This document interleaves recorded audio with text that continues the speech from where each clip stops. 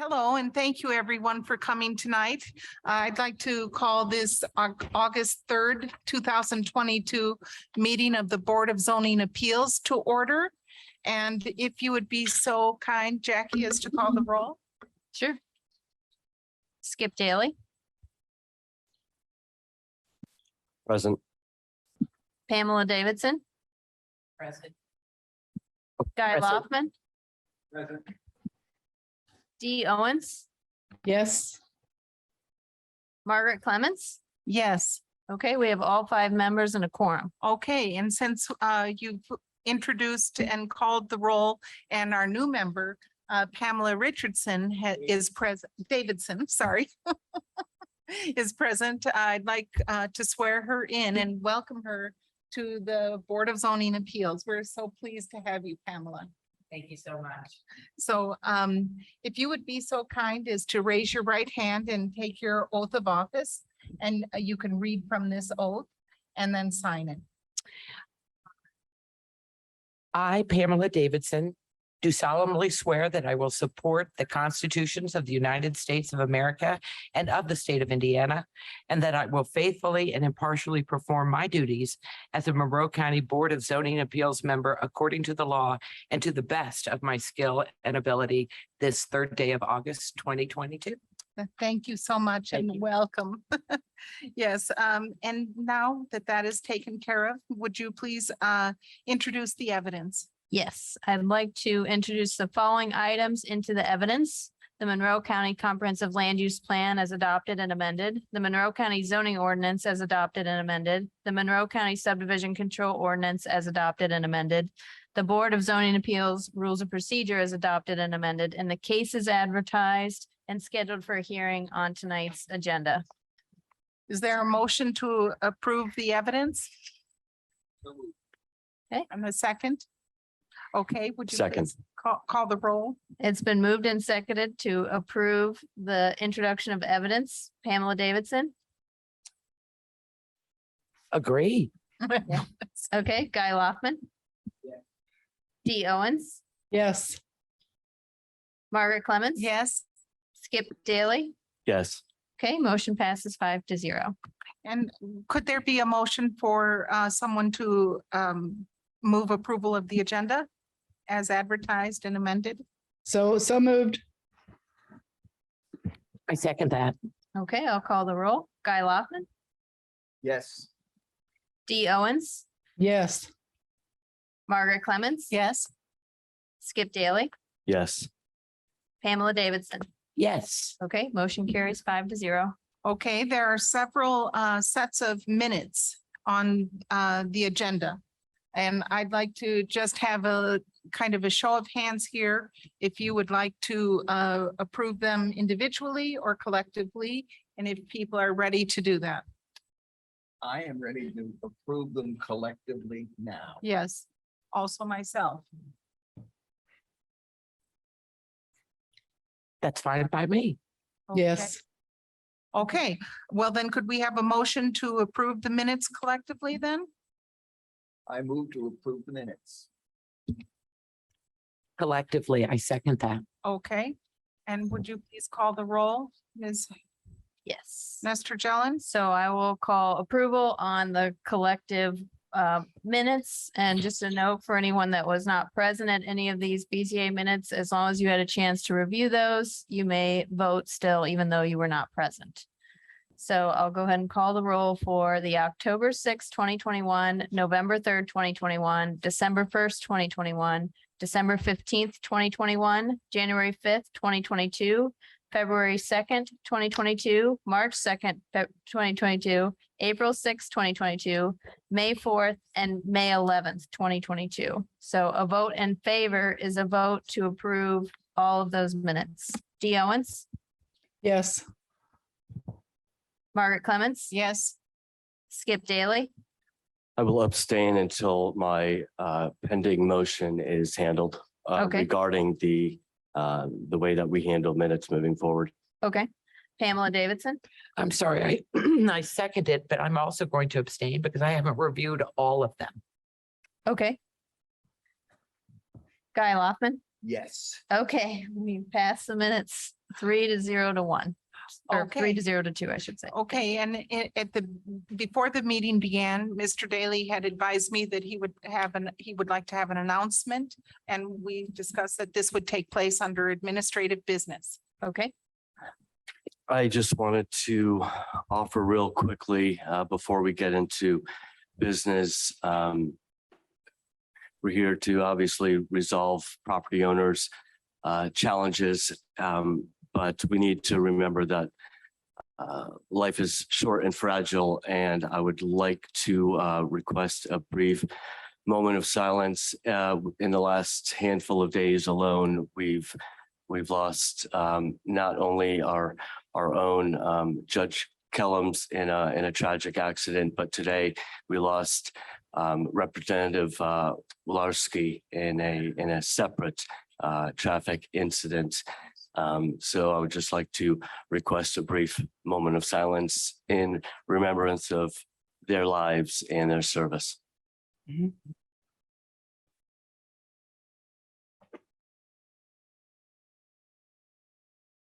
Thank you.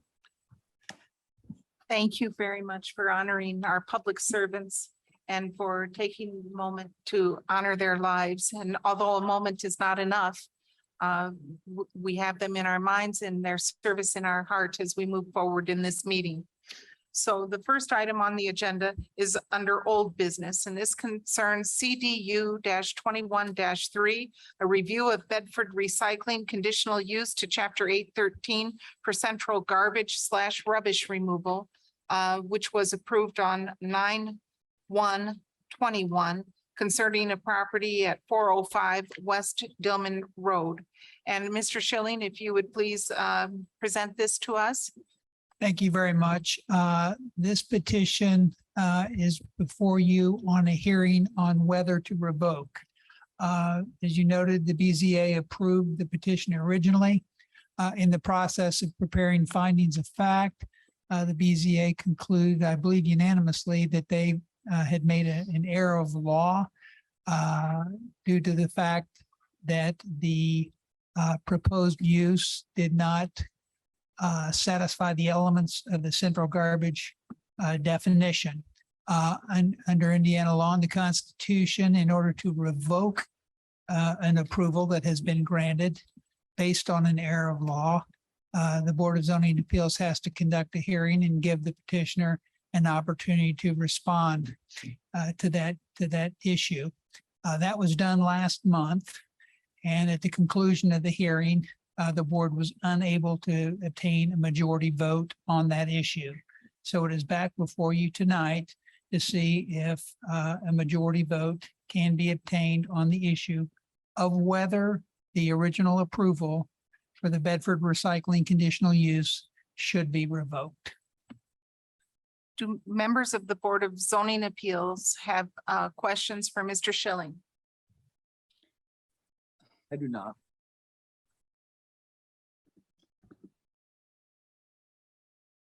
Yeah, I do. Yes, Ms. Owens. Thank you, ma'am. I read the materials and I think I understand it, but if Mr. Schilling could kind of explain it a little bit in lay people's language, it would be helpful. I will try.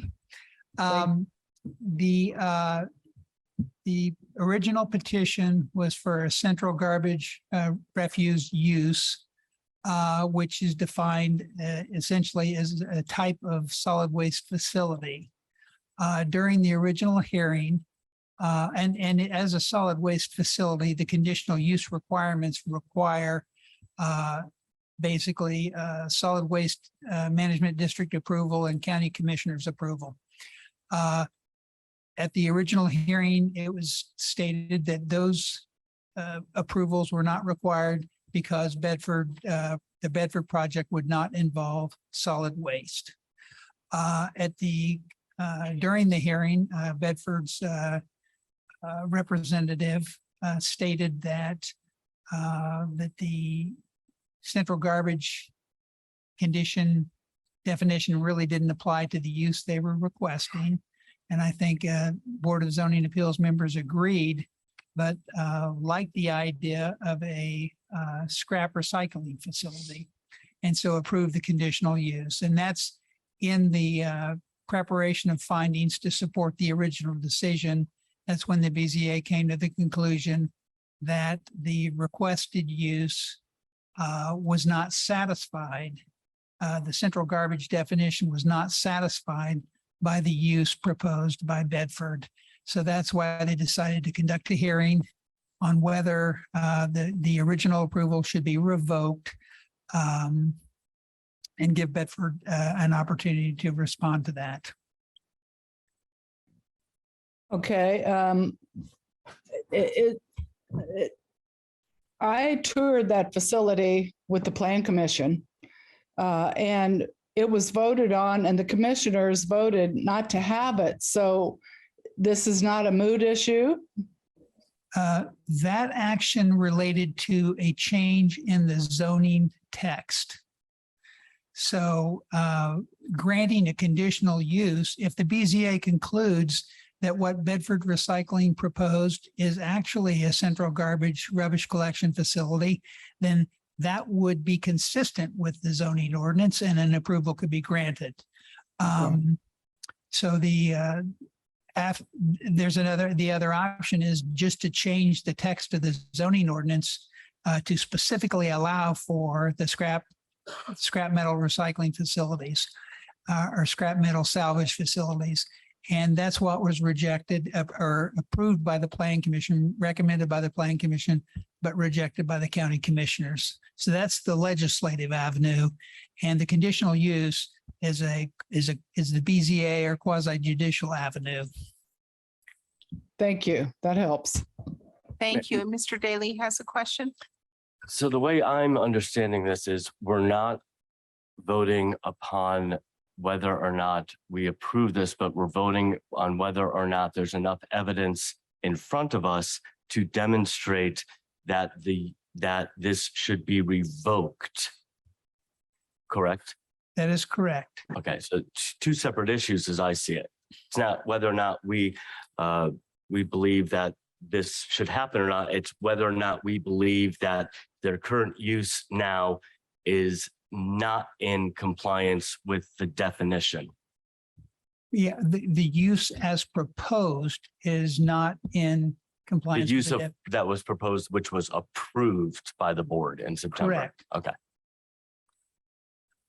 But to clarify, if I might, that the board members felt that they made that approval in error. That was the subject of our last meeting. Is that not correct still? That the meeting that occurred took place in maybe December of last Yes. year. Okay. Yeah.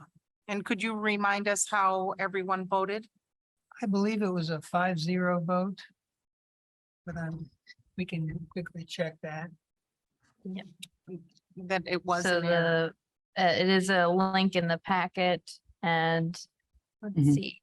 It was a 5-0. So those that were attending, Mary Beth Kesmarchik, Margaret Clements, Bernie Garitas, Skip Daly, and Vicky Sorensen. Okay, thank you. Thanks. Thank you. Okay, so are there any other questions from members of the Board of Zoning Appeals? Yes, Ms. Davidson? So it sounds as though in the county ordinance that we have, that scrap metal is not included. Instead, it's the definition of garbage, which is collection, transmittal, so on and so forth. So it's something that isn't in the county ordinance, is what you're saying to us. Yeah, the scrap metal processing or recycling is not a listed use in the zoning ordinance. Thank you. Okay. Well, if the petitioner is here and would like to speak, please come to the podium, sign in, and then I'll swear you in. Not sure. Are you an attorney, sir? Then I don't need to swear you in. Thank you. Thank you.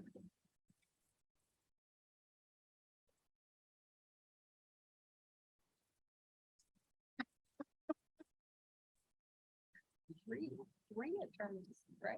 Four. There are four in this room. Just that we know of.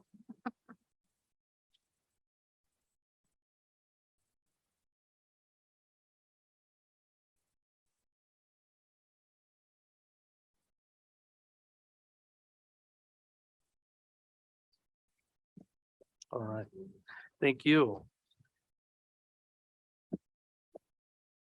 Thank you for the opportunity again to speak on this matter. So really, the question at this point comes down, Your name, please. Dustin Plummer, I'm sorry. Thank you. Sorry.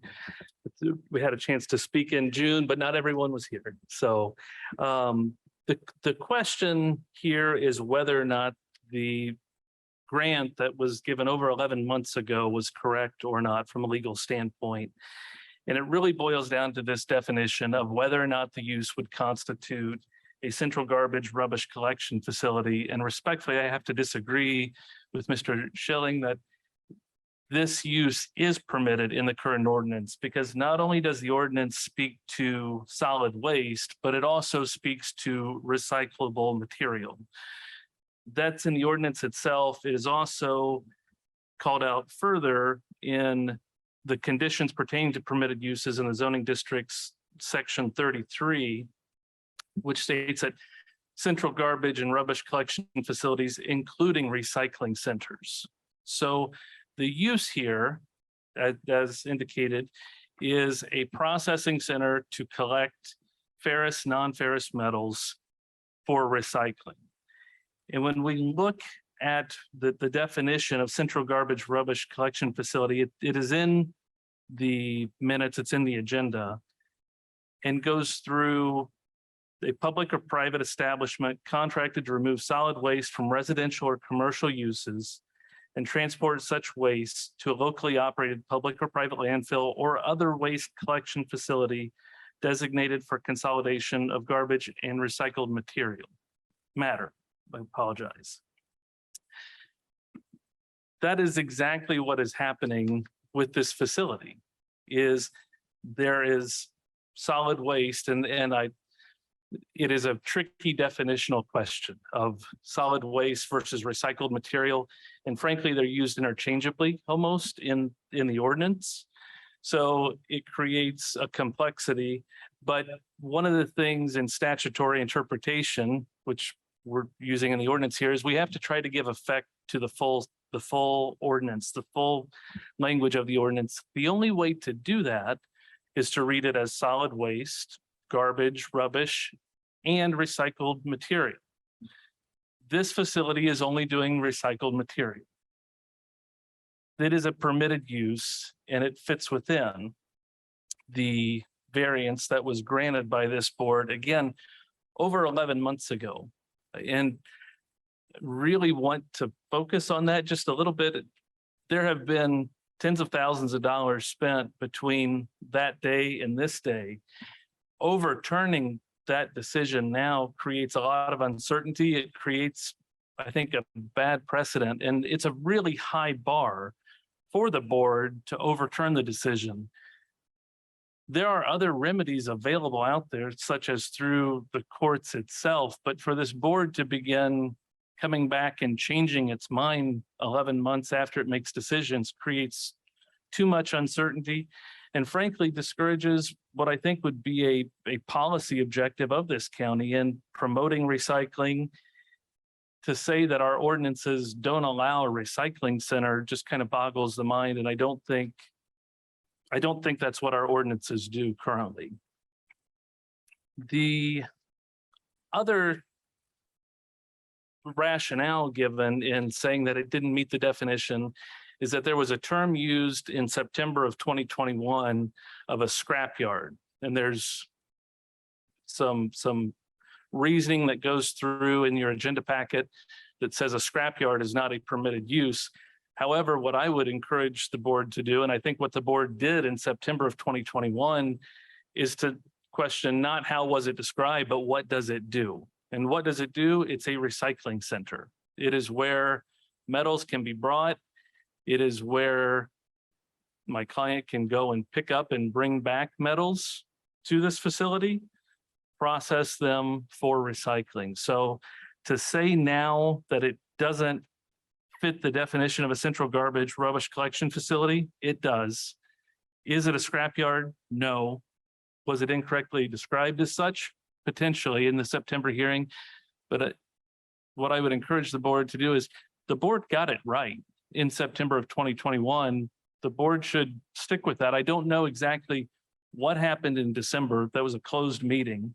And frankly, the rationales given at the last hearing as to why it shouldn't be seemed to bring in evidence that was not presented at the hearing in September. And that's a concern, a real concern, is you had a record that was set out, a decision was made, then behind closed doors, there seemed to be additional information that was brought in, and then this conclusion of, well, maybe it didn't meet it. Let's have a hearing. We have, and hopefully at this point, there can be a decision to reaffirm that September 2021 hearing and allow the conditional use to stand. Thank you, Mr. Plummer. Thank you. Thank you. Do members of the board have any questions for Mr. Plummer? I do.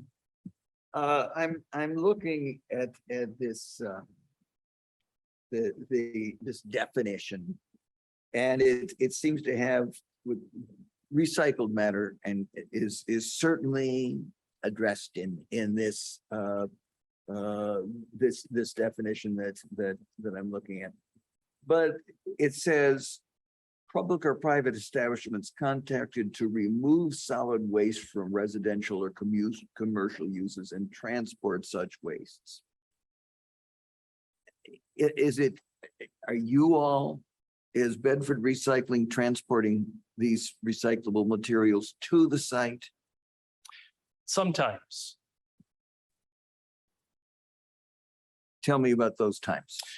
There are times, for example, in a commercial context where they may request that we bring a dumpster, which then we would pick up, that would be filled with these recyclable metals. Bedford Recycling would then go pick up that, bring it back to the facility. So one of the services that Bedford Recycling intends to provide is taking dumpsters to probably commercial uses. Commercial If it's, you know, we don't drive that many aluminum cans. And leave a dumpster there for a week or a month or a year till they fill it up with aluminum on one side and steel cans on the other.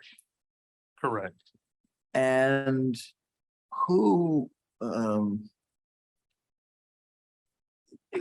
I'm not sure quite who does that, who was, what sort of company has that volume of waste, aluminum or iron that this is going to be actual use.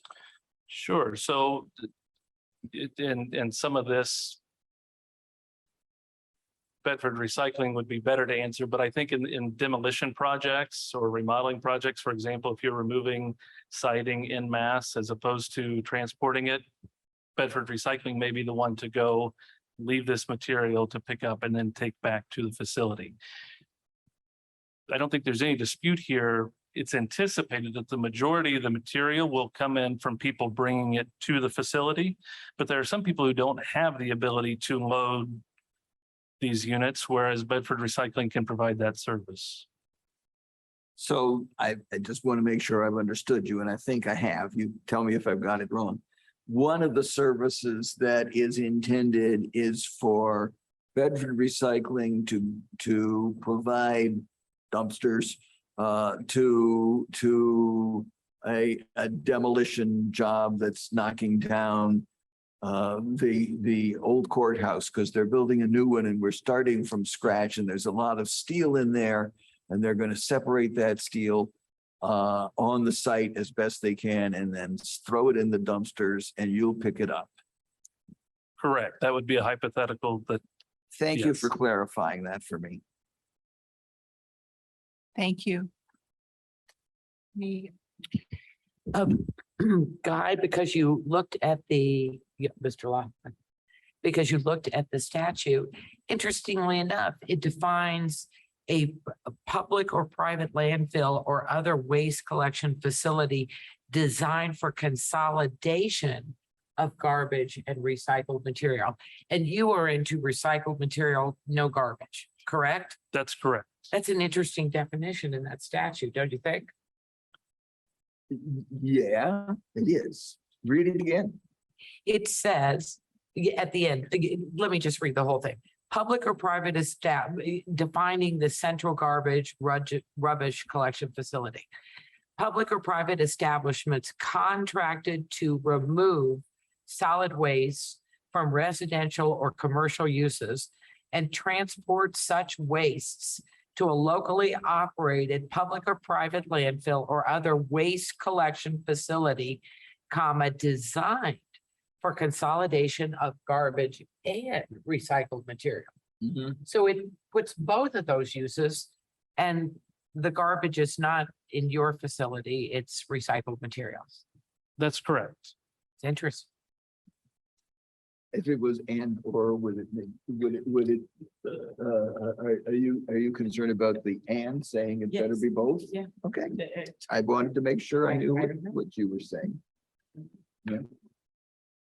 okay. Are there any other questions from members of the board for Mr. Plummer? If not, Before we, I know this has come up before, but I would sort of like a chance to talk among ourselves yes, before we vote. we vote. We will hear next from the public. Good And point. then he will have Okay. an opportunity to rebut. And then we will then discuss among ourselves and then vote. Perfect. So, but did you have one more thing you'd like to say? I can wait. That's fine. Okay, thank you. Thank you. Okay, President, can I just remind all of our board members to make sure that this is being recorded for the public as well as for the record, to make sure that we have our microphones on and facing us yes, when you're speaking. Just make sure it's going into the, thanks. Yeah, Okay, I'm so- on, Pam so- seems to be trying to manage hers, and maybe it's better if we just leave things. are there members of the public here who would like to speak in favor of the Bedford Recycling's argument that the designation as a recycling center should stand? Are there members of the public who would like to speak in favor of that? If you're online, if you would raise your virtual hand on Zoom or press *9 to speak in favor of the decision as it stands. Are there members of the public who are here to speak in opposition to the Bedford Recycling designation that it does not constitute a central garbage rubbish collection facility, and therefore we should revoke the decision of the Board of Zoning Appeals? If so, please raise your virtual hand, or if you're here in the room, please come to the podium, or if you're calling in via telephone, please press *9. Okay, then since there's no addition or, well, yes, There you is had- one person, sorry. there's one person. They just raised their hand. Okay, and if you would please, can you unmute them? Yes, tech services, can you help the phone number? I believe, yeah. Okay, and so if the person is unmuted, would you please state your name and at home, raise your right hand? And do you swear to tell the truth, the whole truth, and nothing but the truth? Yes, Ellen Siffin. Okay, thank you. And you have 3 minutes to speak about this proposal for this case. Hi, yeah. The only thing that is a concern is what does process for recycling mean? Thank you. Thank you very much. Thank you. And Mr. Plummer, would you care to come back and have your rebuttal? Thank you. Thank you. Really just a clarification on looking back at the ordinance. And I would argue that a lot of the statute is an and or implied. For example, it talks about to remove from residential or commercial uses. I don't believe there are any facilities in Monroe County who necessarily discriminate between those two uses.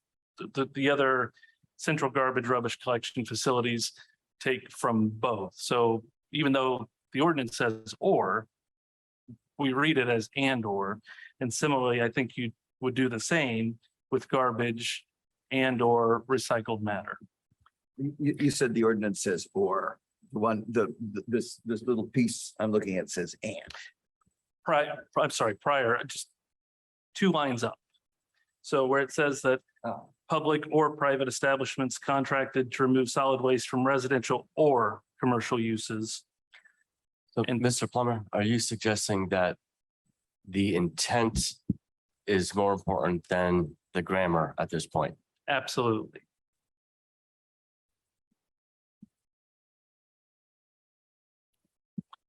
Okay.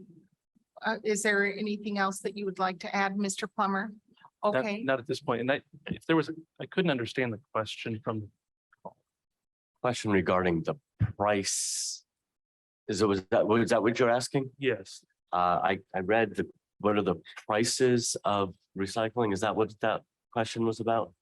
Prices for I processing. thought it was processed. That's what I thought Yeah, I I read. thought it was processing. I'm not sure how that would weigh What into is our the decision process? or whether or not you have the answer to that. I do not have the answer to that. Thank you. Yeah, and it was process. Yeah. Yes. Other Yes. than the process that is in the record of it's gathered and then it is transported to another metal processing facility. This is a collection center only. Okay, thank you. So let's return to among ourselves, and if you have questions for Mr. Schilling or further discussion among ourselves, and then we could take a motion and a vote. Well, I've reviewed the meetings that. Sorry, Guy, if you could speak into the mic, it's difficult for the audience to hear. I'm the one usually complaining about that, so. I reviewed carefully the December 15th minutes. And the order of operations, as I read it, is it was approved. Mr. Schilling was preparing the minutes and he said, we got a problem here. Certainly understand Mr. Schilling's position that we've got a problem here. And I understand Mr. Plummer's position that it's not entirely clear that Mr. Schilling is right. And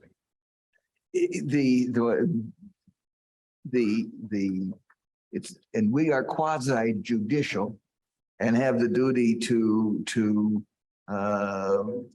use our own skills to interpret it. But I don't see enough for me to be willing to personally override our attorney's determination that this is inappropriate. So I am prepared when we're ready to make the motion to, and it's a little complex, but to support the decision that Mr. Schilling has recommended. Revoke our. To revoke that determination because there was an error of law concerning the appropriate and applicable definitions. Mr. Daly? If you've found an error law, specifically cite this for me, because what I'm hearing is not overwhelming evidence enough to overturn a decision that this board makes, setting much like Mr. Plummer suggested, an ugly precedent for property owners in our county. We have a responsibility to use due diligence in our determinations, but in order to revoke a decision and to revoke a decision which was made a year ago, I think offers a scary whirlwind. And I believe the preponderance of evidence needs to be insurmountable. And it's questionable at best in my eyes. Well, I've got my hand up. If, yes, Ms. Owens. thank you. Just the way I'm reading this is not to talk about the evidence or as was seen by the members back then or anything, but the issue is, did the Board of Zoning Appeals exceed its authority? The BZA cannot grant conditional uses to that don't exist in the law. So therefore, it's like it shouldn't have happened in the first place. I totally understand that. What I've heard tonight indicates to me that even though it might feel a little squishy, there's enough room in the law for this particular facility to exist. So it's really, to me, it's a very confusing vote. The vote to revoke would be to say, in essence, we exceeded our authority. But in fact, did we? That's what I'm juggling with right now. And I do have a question for the attorney, if he could answer it. Is this facility at this time operational? Mr. Plummer, would you mind coming back to the microphone?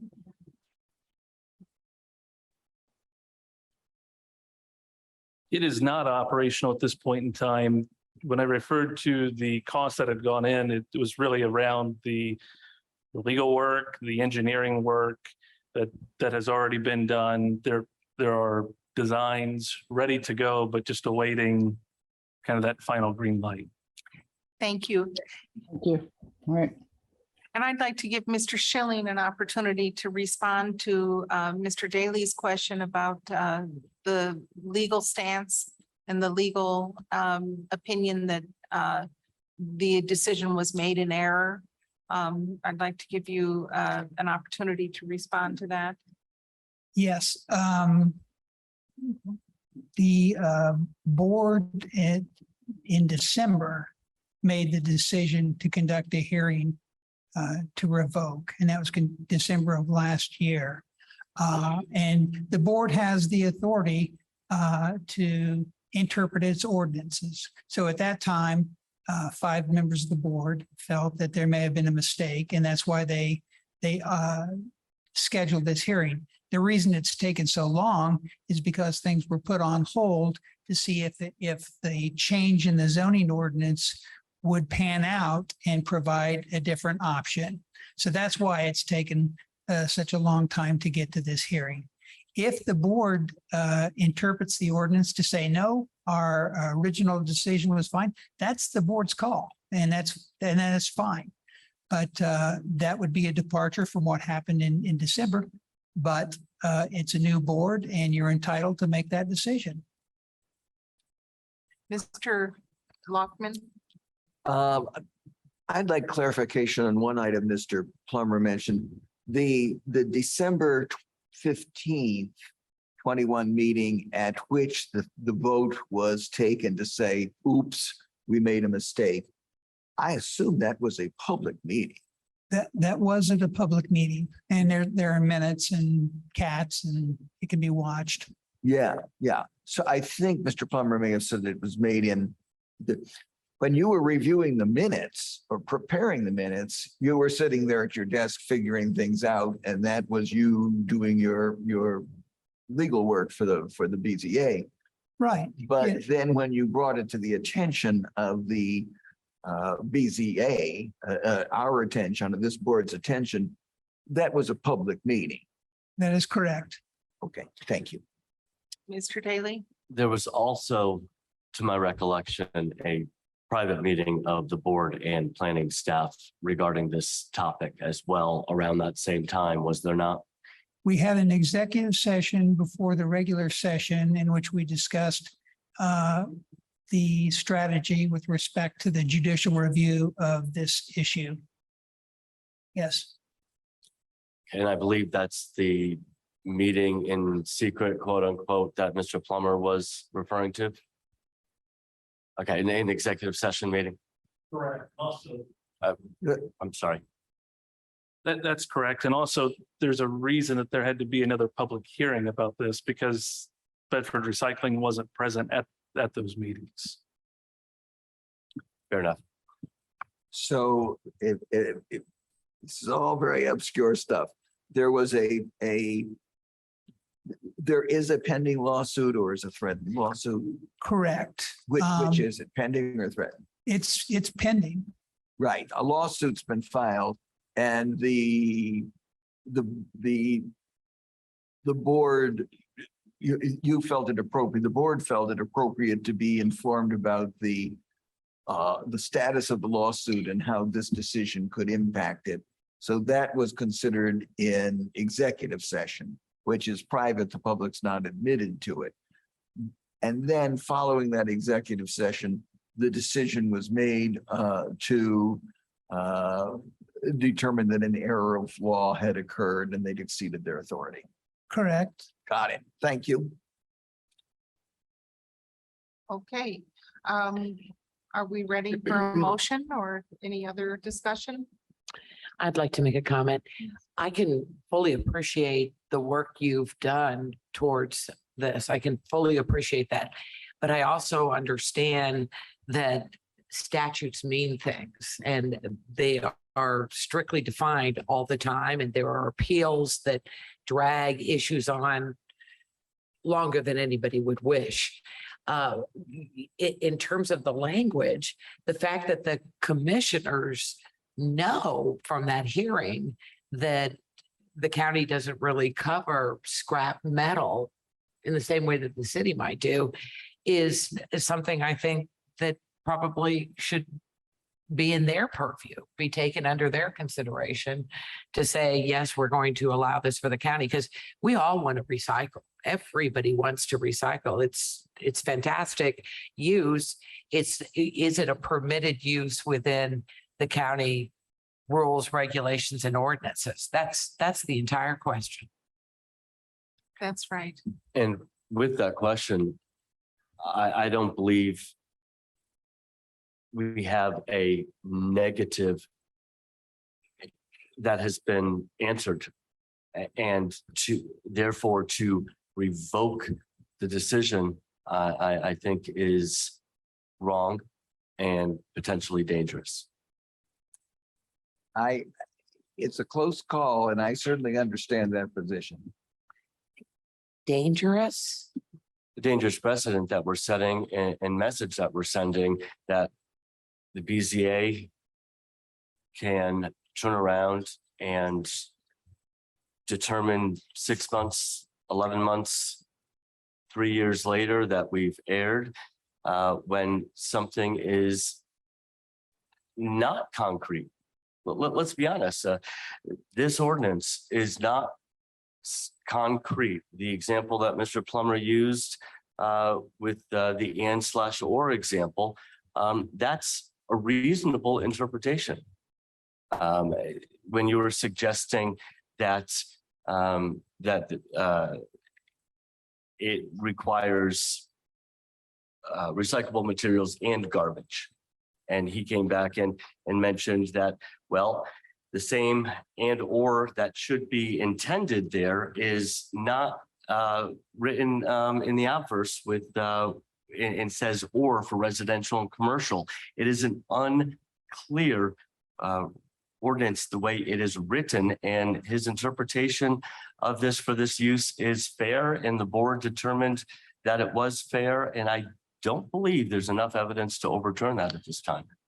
From my understanding of the ordinance, scrap metal processing is a completely different thing than trash and rubbish processing and normal household like tins and cans processing. That's where I think I myself made a mistake in approving the metal recycling. And there is a provision in the law that allows us to correct our previous mistakes. And we made that decision as a board in December of last year.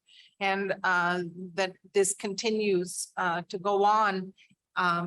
You know, we, as soon as we learned we had made a mistake, we tried to correct it so as to mitigate the costs and the potential ramifications for the unpredictability of businesses and business operations and the legal expenses involved.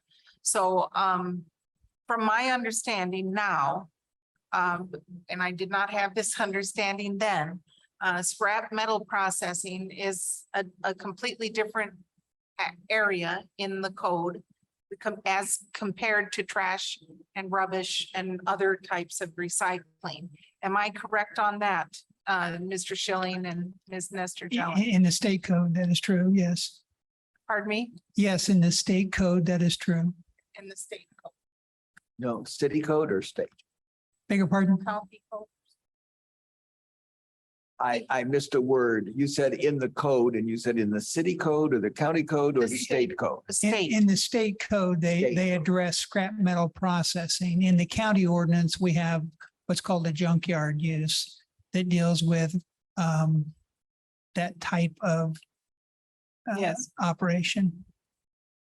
junkyard use, and that's because our code hasn't been updated to really imagine all the various types of metal scrapping that occurs today as compared to when the code was originally written.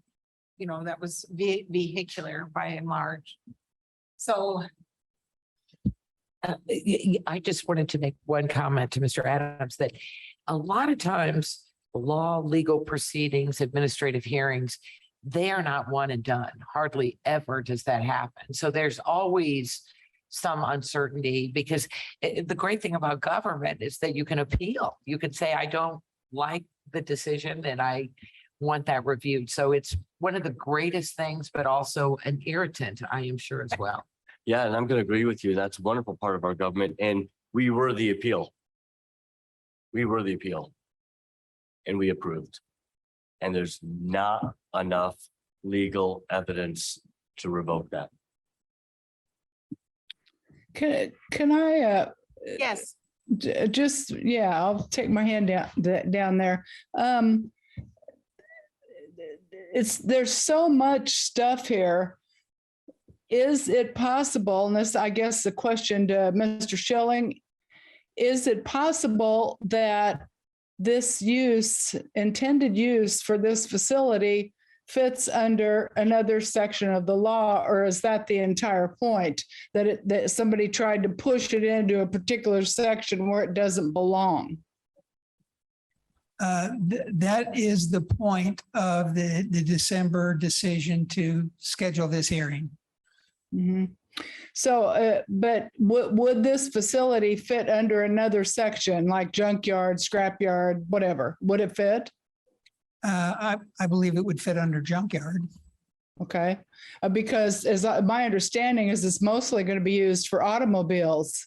Yes, it'll have other uses, but it'll be used for automobiles to break them down and then take them to the Bedford facility. What does that entail if in fact, because we use the wrong section of law and therefore it is an error, then what would Bedford facility be able to do? Could they then come back and say, we want a conditional use under that part of the law and then we vote again? Is that what could happen? Well, the junkyard use is not allowed in the county as a permitted use or as a conditional use. And that was the basis for seeking a zoning ordinance change in front of the commissioners to authorize this type of use. Okay, so in essence, what we're saying is we don't want those facilities in this county at all because we don't have an ordinance that applies to them? I would say that the county commissioners rejected the proposed zoning change that would have authorized this use. Okay, okay. Mr. Daly.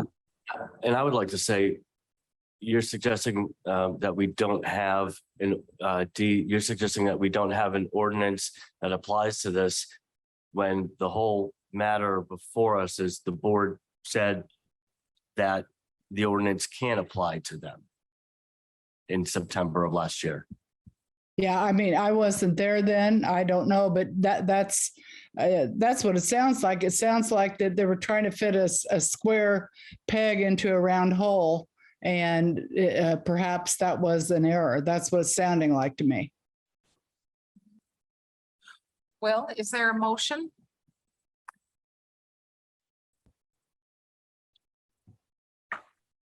Mr. Plummer, please. Yes. This is unusual, but I will allow it. Yes. I appreciate it. The one thing that I would say is this is a recycling center, which is, so recycling center isn't necessarily defined. It's not a junkyard, and there's nothing in the record that says it's primarily going to be processing automobiles.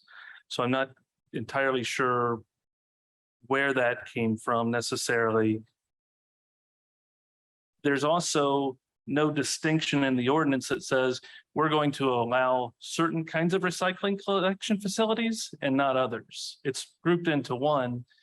This is a recycling collection facility that's permitted by the ordinance with the variance here. Thank you, Mr. Plummer. Yes, Mr. Lockman. I move, based on the testimony and materials presented to the BZA during its September 1st, 2022 hearing on docket item CDU-21-3, the BZA erroneously concluded that the use of proposed facility by Bedford Recycling constituted a central garbage rubbish collection facility use. Therefore, that decision should be reversed. Is there a second? I will second that. Okay, there's a motion and a second to revoke the conditional use granted to Bedford Recycling for the central garbage rubbish collection facility. A vote in favor is a vote to revoke the conditional use. Margaret Clements, Yes. Skip Daly, Strong no. Guy Loftman, Yes. Dee Owens, No, Pamela Davidson. Sadly, yes. Okay, the motion passes 3-0 to revoke the conditional use. Mr. Plummer, thank you for coming, and I'm sorry this was so long, and that we give our best wishes to Bedford Recycling as a committee, and sorry for the confusion. Thank you. Thank you. Thank you. And my apologies, I said 3-0. I believe it's 3-2 was the Yes. vote. Okay, moving on to new business. We have three variances, 22-9A, B, and C concerning Park Avenue revocable trust minimum lot size variance, Park Avenue revocable trust side yard setback variance, Park Avenue revocable trust buildable area 15% slope variance concerning a 0.55 acre parcel in Benton North Township. And it's at 9343 East Oak Lane. And Ms. Behrman, will you please present the case to us? Sure. All right. So to introduce this, it is VAR 22-9, and it does have three parts. Basically, a permit was submitted R 21-653 for remodeling and also for a 1,869 square foot addition to an existing home that was 3,792 square feet. It's for the purposes of garage, basement, bathroom, workout room, office, closet. This would then total the house to be 5,661 square feet total. When staff was reviewing the permit, we found some floodplain septic system issues. Because of that, no additional bedrooms are permitted for this residence. And we also found issues with the previous building permit issued in 2017 under permit 17-R1-37. There was a setback problem that was created under that permit, which then triggers a minimum lot size variance, which is why we have three variances here tonight. I do have a summary table here of those. So we have the minimum lot size is required to be 1 acre in the SR zone.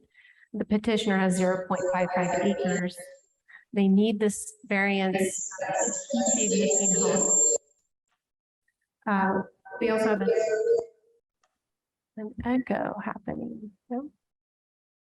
Okay. We also have a side yard. Does anyone have their Zoom on? I think.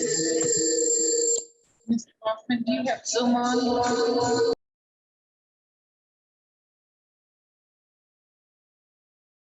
Okay, I'm gonna try again. So the side yard setback is 5 feet in the SR zone, and an as-built survey determined that the home is 2.5 feet off the property line. Because of that setback issue, that's what triggered the minimum lot size. And then we're also dealing with the addition is going to be encroaching into restricted slopes. Structures are not allowed to be on slopes greater than 15%. Here, we're looking at slopes greater than 24%, according to our LiDAR data. I do have a crossed off variance because there have been 3 different reiterations of this design presented to planning staff. One of those designs eliminated the necessary minimum lot width variance. So I was going to delve into the permit that was issued in 2017. It was for a personal residence interior remodel, and then also an addition. We see that permit here on the left, and on the right is the site plan that was presented at the time. This is not a certified site plan, but they have stated that they have a 6-foot setback that they'll be meeting on that eastern property line. The as-built survey showed otherwise at 2.5 feet. I wanted to do a timeline of history here. The upper left photo is the home in 2011, how it existed. And then in 2017, that permit was not what planning would call a remodel and addition. That is a demolition. And when they rebuilt it, and that is the picture at the bottom there, they built that 2.5 feet off the property line, and it does not meet setbacks. This is the result of that, what staff would basically call a new residence. And the upper left picture is that eastern property line showing it 2.5 feet off the line. The upper right picture is taken with my back towards Lake Lemon. Those orange arrows are pointing at a delineated floodplain, which we'll get into just shortly, but just wanting to depict that we do have floodplain on the property. And then the bottom picture depicts the residence and where the slope is going to be an issue. They want to do several additions to the home. One of those is going to be encroaching into the steep slopes here on that bottom picture to the front and right of the house. So now we'll get into the floodplain issue. Highlighted on this is elevations 634 and 636. The base flood elevation for Lake Lemon, as established by FEMA and DNR Division of Water, is 635.1 feet. So somewhere in between those, staff recognizes that we have a delineated floodplain. The map is not accurate here. So that's why when staff sees, I am the floodplain administrator for Monroe County. So I did this review. When I see the map and I compare it to the elevation, something wasn't right here for me. So I took a deeper dive into this one, and we get into the septic system. I'm going to briefly, I'll come back to this slide, but briefly I'm going to flash the as-built survey, which is on the left-hand side here. If you look at the bottom of that survey, you'll see the orange square. That is the existing septic system that has been determined by the health department. It is in the floodplain. So septic permit was issued in 2016, right before that demolition and rebuild, for a 3-bedroom home. The health department went out on site, did an inspection, found that the septic system that they were getting ready to allow to expand was in the floodplain. This is why there can be no further additional bedrooms to this structure because a bedroom is going to trigger the expansion of this existing septic system that's only allowed for 3 bedrooms. So that's when we started seeing new reiterations of our residential site plan or building plans here because they realized they couldn't add the extra bedroom that they wanted to. So coming back to this, one thing I'm going to point out that the engineer that certified this plot plan is depicting, there's a little bit in yellow here. This is something that was changed in the 3rd reiteration. They pulled the garage addition back and lessened that so that it would not trigger 50-foot width variance. So they did work with us there on that. The hash marked area is where the addition is going to be encroaching into those restricted slopes. That originally, I believe, was a bedroom to begin with. We now have a site plan or building plans that have been submitted, and I know it's hard to read here, so you'll just have to trust me, but where this yellow is, this has now been submitted as a fitness room, and the sliding glass doors and the 2 windows have been demonstrated that they will not open or operate. There has been an affidavit submitted to the health department stating that these windows and sliding doors are not going to open because that does then infringe upon it being considered a bedroom. I put in staff report the definition from the local health department's bedroom definition.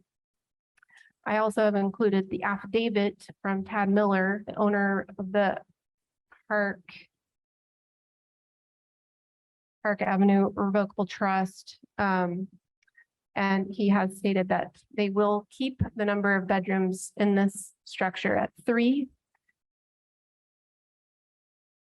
I have included in the packet the letter to that was submitted for the original 4 variances, which is now 3 variances. There is also in the packet the full site plan. I've also included a drainage and erosion plan that the petitioner has submitted. And then we have 3 letters of support, all neighbors of the property out here that hopefully you've had a chance to look at in the packet. And now I'll get to the staff recommendation. So for VAR-22-9, Part A, I'm calling that the minimum lot size variance. Staff recommends approval of this variance. The variance will allow for the existing home to remain in place as it is. Staff recommends approval of variance VAR-22-9A, the side setback variance. This variance will allow for the existing home to remain in place as it is. And staff recommends denial of variance VAR-22-9C, buildable area variance for slopes greater than 15%. The proposed addition would increase the residence from 3,792 square feet to 5,661 square feet, most of which is for a fitness room and for a basement that wasn't specified for the use, but does have sliding glass doors and windows. The practical difficulties exist in that the structure could be redesigned and not impact those restricted slopes. Steep slopes are not a unique condition to this area and should be incorporated into the design accordingly. Does anyone have any questions? I do have a quick question for you, if I may. Mr. Daly? You were talking about, could you bring the slide back up that showed the septic system? This one here. Can you tell me what that blue line is? Yes, that is, and I highlighted that so that you could very well see it, but it is dash F dash all through there. And that is the delineated floodplain for the elevation of 635.1 feet. Okay, so to the top, so 15% of that orange, the orange triangle rectangle is in the floodplain and 85% is out of it. Is that what I'm That appears to be what the health department was discovering when they did their field inspection and taking probes and pushing those down into the ground. And of course, my 15% Yeah. is just an eyeball, nothing official. Uh-huh. And can you tell me the date of the federal survey The survey, to determine 651 or 635.1? yes, we can do those immediately nowadays through a DNR website called the Indiana Floodplain Portal 2.0. Takes me about 3 minutes to pull up what a base flood elevation would be for an area such as this. But the federal determination dates, sometimes they don't look at these again until requested. Yes, DNR has best available data that they utilize, and they've been incorporating new mapping that federal government recognizes, though it's not used for insurance purposes yet, because that would change more language. So I would stand by that 635.1 because it's really based on the dam level of Lake Lemon. And so it doesn't, that's not going to change the dam height and how that is incorporated. But this is not necessarily the rationale for your denial of Part C.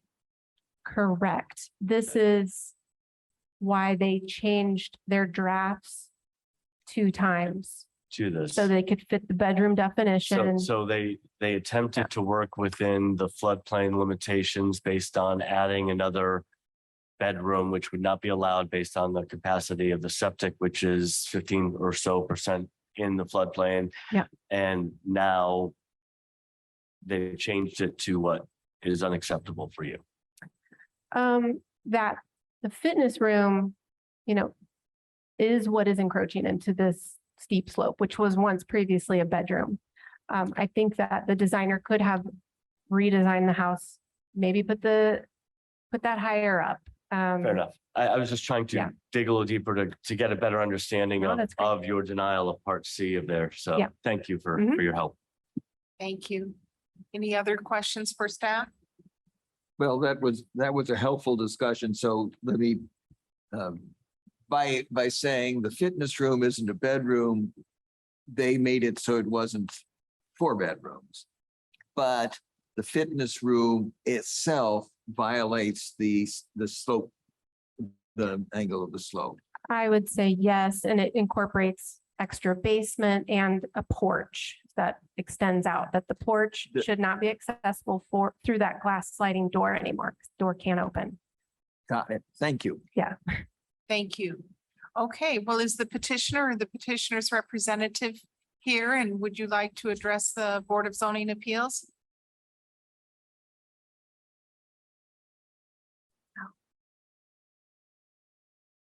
There is someone with their hand raised. Okay.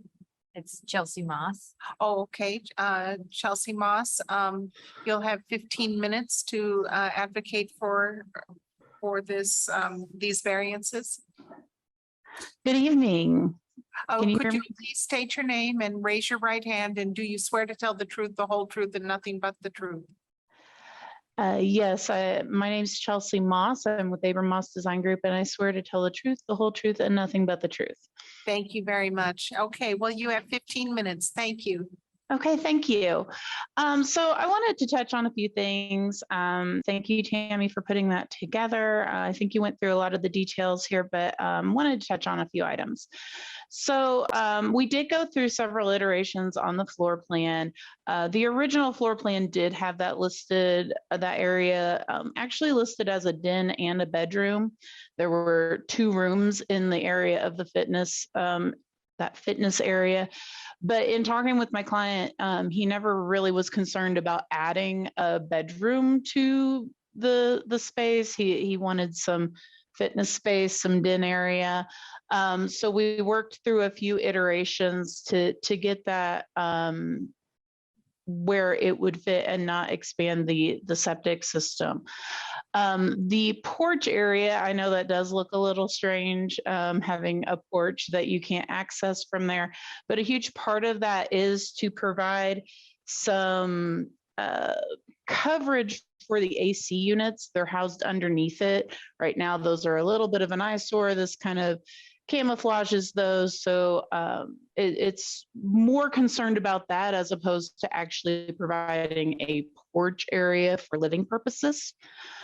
The addition to the front is not only to expand the floor space of the house, but to also address some major issues with the previous renovation, new construction that Tammy showed in some of those aerials previously.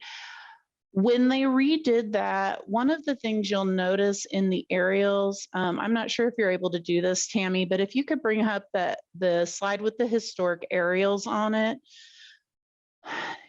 you'll notice the area we're talking about was actually not a natural slope. That slope was steepened and further constructed as part of this demolition and rebuild. So we're not talking about building on a natural steep slope here. When they did this reconstruction, the entire new concrete drive that you can see in that lower picture for the house as it sits now drains right to the front door. They have flooding issues, and that water basically comes down, hits right in front of the front door, and then washes out to the west. In speaking with Tad, I spoke with him on Monday, and he said since I believe in the last couple of years, they've seen a foot of erosion, of soil erosion happen along the west side of the house as a result of how this washes through that area. So what we would be looking to do in doing the addition, we're reworking how the grades on that front drive, reworking how that all fits, and then stabilizing that slope along the west side of the house, all in together and really getting that to work the way it should have been done when this was constructed. It looks like it was constructed, best we can tell, in like the 17-18 timeframe. I think that's how the aerials are kind of depicting it. And my client, Tad Miller with Park Avenue Revocable Trust, he purchased it in the 2018 timeframe, around May of 2018. So he kind of walked into this and it had some problems, and that's what he's trying to address the problems, make it a bit more suitable to their needs with the addition, and get this to work more cohesively.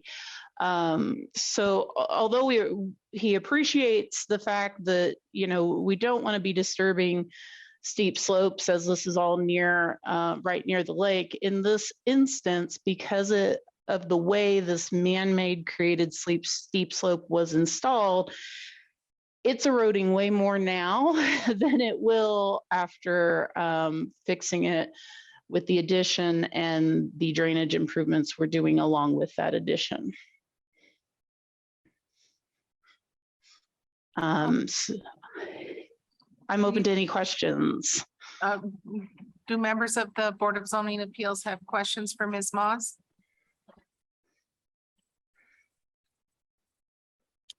Okay. Well, let me, yeah, I do. Okay. I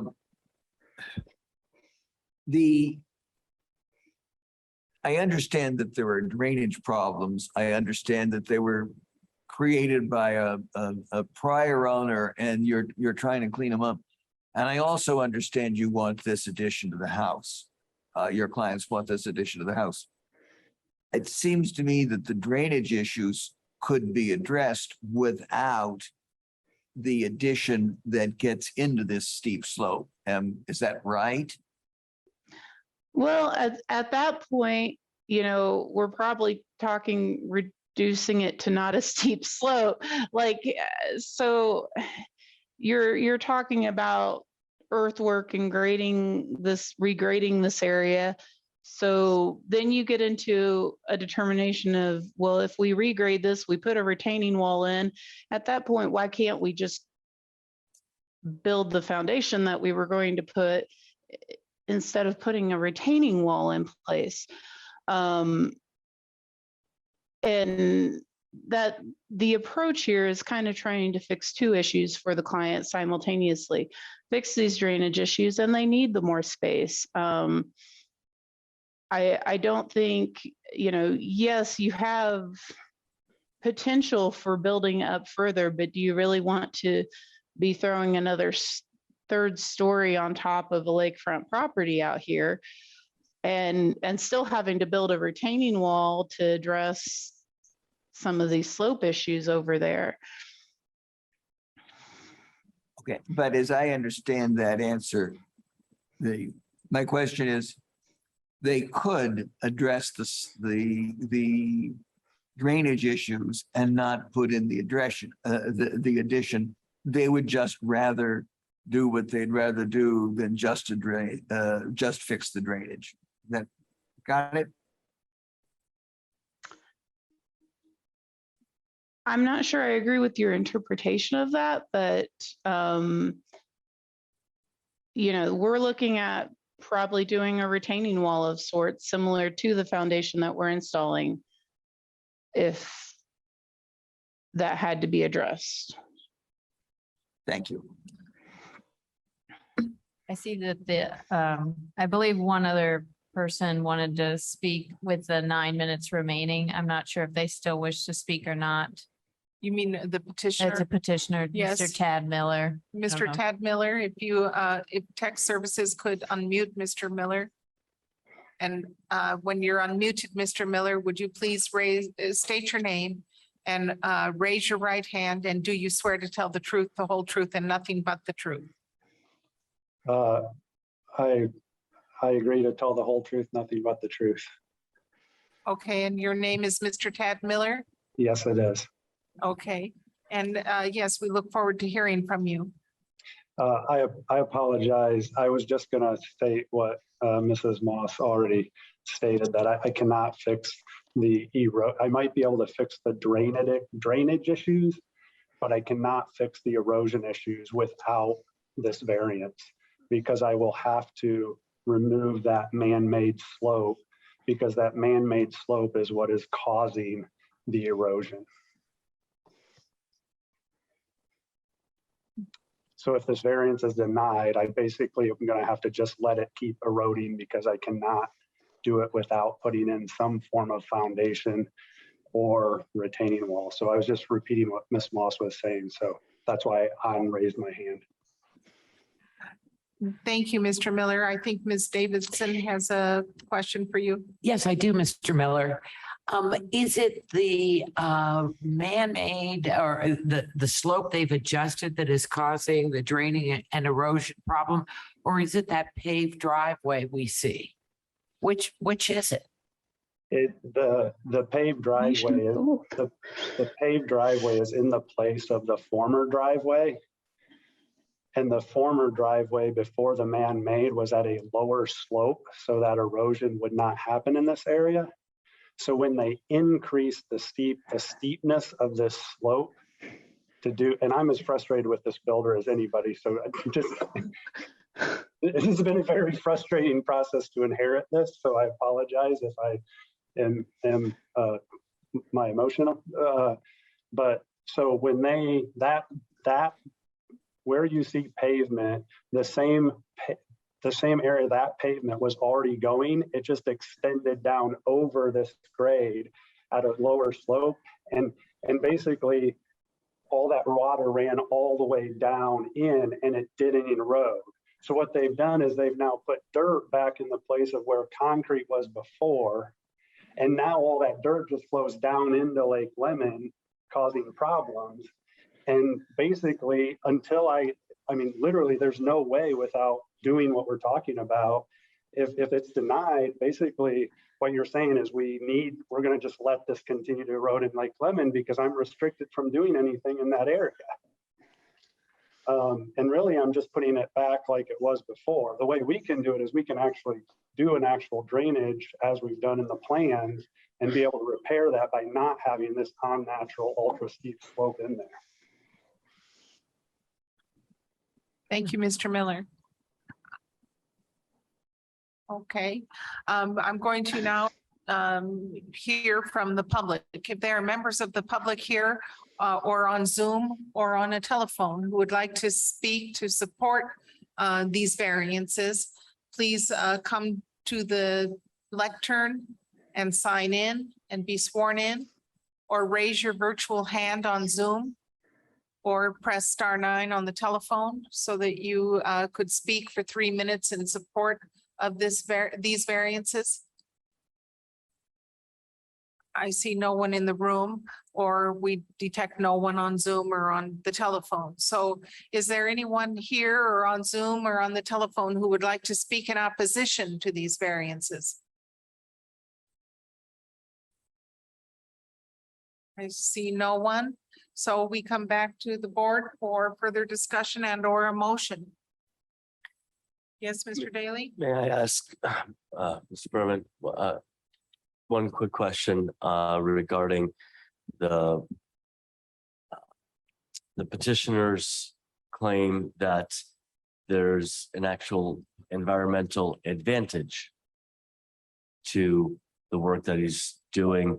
Can you confirm or discuss your thoughts on that subject? Right, I'm not one to design. Normally, I review plans.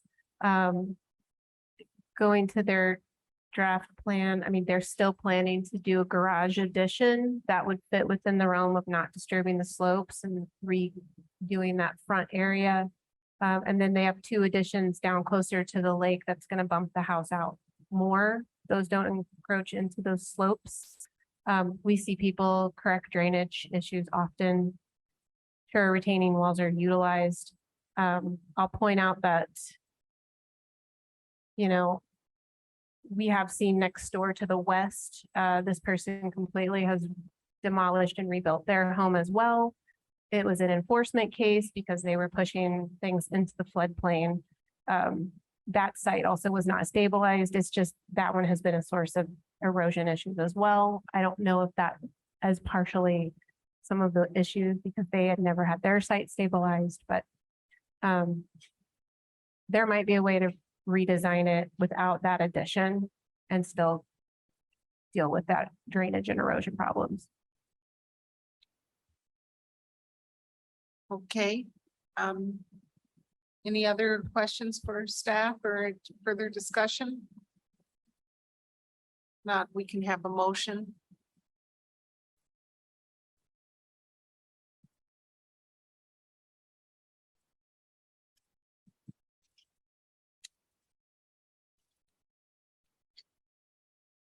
I move to approve variance 22-9A and 9B, and to disapprove variance 22-9-C in accordance with the recommendation of staff. So they couldn't hear you because of the microphone. Let me shift over here a little bit and see if that's going to help. I'm sorry. I'll start again. I move that we approve the variations variance 22-9A, 22-9B, and deny variance 22-9C in accordance with staff recommendations.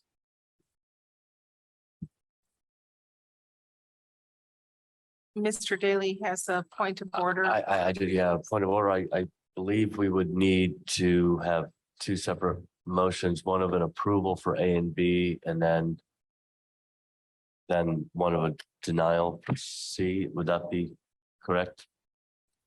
I think it might be a little bit clearer if you do it in 2 motions. One is to approve A and B, and then I'll call the roll for the denial of C. Is that okay if I split it up? That's fine. Glad to do it in a better way. Okay. I always appreciate guidance. I move approval of variance 22-9A and 22-9B. Is there a second? I'll second. Thank you. Please Okay. call the roll.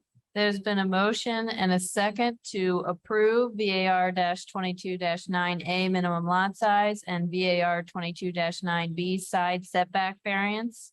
A vote in favor is a vote to approve both 9A and 9B. Skip Daly, Yes. Guy Loftman, Yes. Dee Owens, Yes. Pamela Davidson, Yes. Margaret Clemens. Yes. Okay, that part of the petition has been approved unanimously. I move to disapprove variance 22-9C, 15% slope variance. Is there a second? I will second that. Okay, it's been moved and seconded to deny the buildable area variance VAR 22-9C. A vote in favor is a vote to deny the variance. Madam Guy President. Loftman, Yes. Dee Owens, No. Pamela Davidson, Yes. Margaret Clemens. Yes. Skip Daly,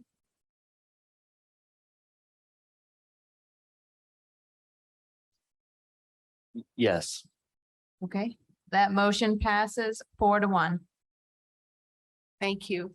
Thank you, Mr. Miller. Thank you, Chelsea Moss. We're sorry that you didn't get everything that you were requesting, but we feel that those slopes have to be enforced and protected.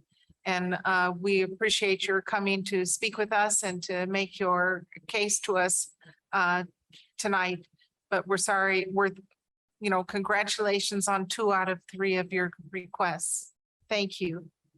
Okay, so we're moving on to, item 4 has been continued. So there are a set of 4 variances, 22-20A, B, C, and D, concerning the Wisely minimum lot size variance, a Wisely buildable area variance, a Wisely eco area 2 variance, a Wisely eco area 3 variance, concerning 2.25 acre parcel in Salt Creek Township at 4505 South State Road 446. And did I pronounce the name correctly, Wisely?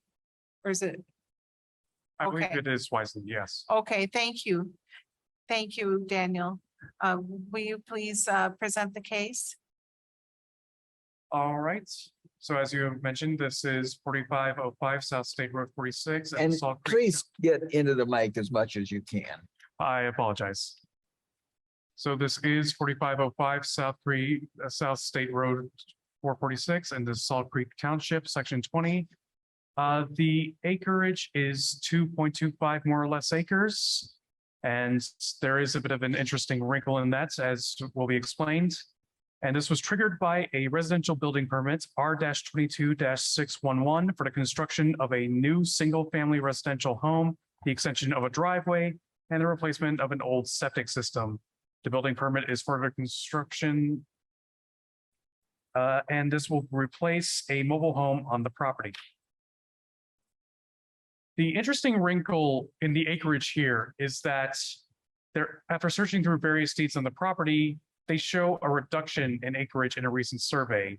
What was previously recorded in a deed as 2.75 acres, more or less, is now 2.25 acres, more or less, after a survey done in 2021. And since we must go by the surveyed acreage and not the prior legal acreage, a minimum lot size variance is now needed. These 2 maps show the property.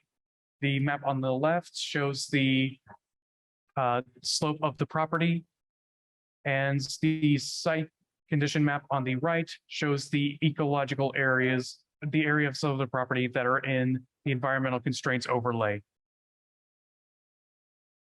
As you can see, that is indeed most of the property being either in slopage or in an eco 2 or 3 area. These are images of the property itself. The one on the left shows the mobile home as it stands now, along with a freestanding shed. And the one on the right shows, I don't know if my photography skills are up to snuff, but that is supposed to represent the slopage towards the back of the property. If approved, if this is approved, I'm sorry, I've been getting it a little out of order. This is also a zoomed in image of the site plan showing the various areas where slopage goes over 15% or 18%. This diagonal line right here shows the separation between the Eco 2 area and the Eco 3 area. So everything north and west of this diagonal line is Eco 3, and everything south and east on this property is Eco 2. So if approved, our residential building permit R-22-611 may continue as the petitioner intended with the conditions stated below. If denied, then a new site plan will be needed.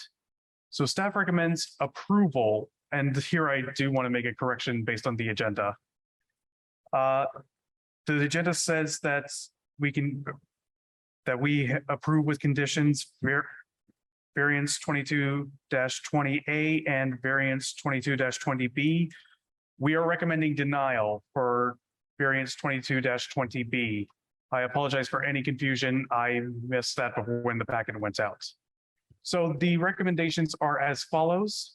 Staff recommends approval of variance VAR 22-20A minimum lot size variance with a condition that the petitioner must apply for a residential demolition permit concurrent to the residential building permit for the removal of the current mobile home. We recommend denial of the buildable area variance VAR-22-20B as where the area where the mobile home is currently located. We believe offers adequate space for the new home if redesigned. Variance -22-20C, we recommend denial of the environmental constraints overlay area 2 variance as a redesign of the home would probably allow them to move the home out of the Eco 2 area in its entirety. And we recommend a denial of environmental constraints overlay 3 variance, as there will be no practical difficulties in regards to Eco Area 3. A redesign of the home would allow them to move the house out of the slopage in the Eco 3 area while still maintaining setbacks. Thank you very much. Thank you. Do members of the Board of Zoning Appeals have questions for staff? Mr. Daly? In your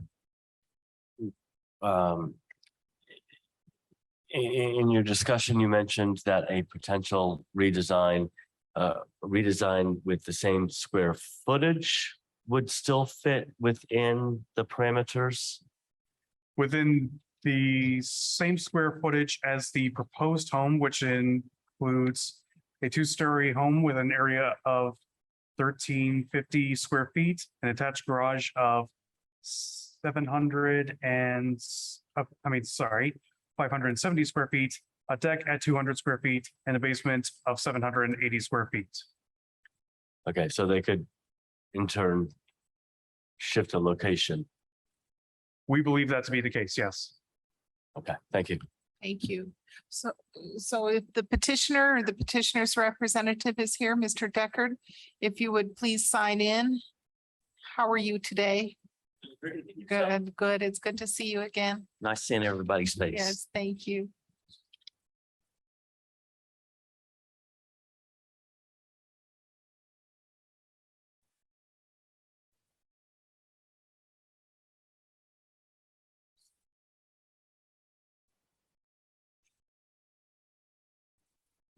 Would you please raise your right hand, state your name, and then do you swear to tell the truth, the whole truth, and nothing but the truth? My name's Eric Deckard, and I do. Thank you very much. So you have 15 minutes to present to us. Sure. Petition. Yeah, please leave the site plan up so that I can just kind of explain and walk you through what I'd seen and some of the biggest challenges here putting the site plan together. Daniel, if you could go back to the site plan. Yeah, thank you. So biggest challenge here has been the septic field. We waited several weeks waiting on the health department to try to find a suitable spot here for a new septic field.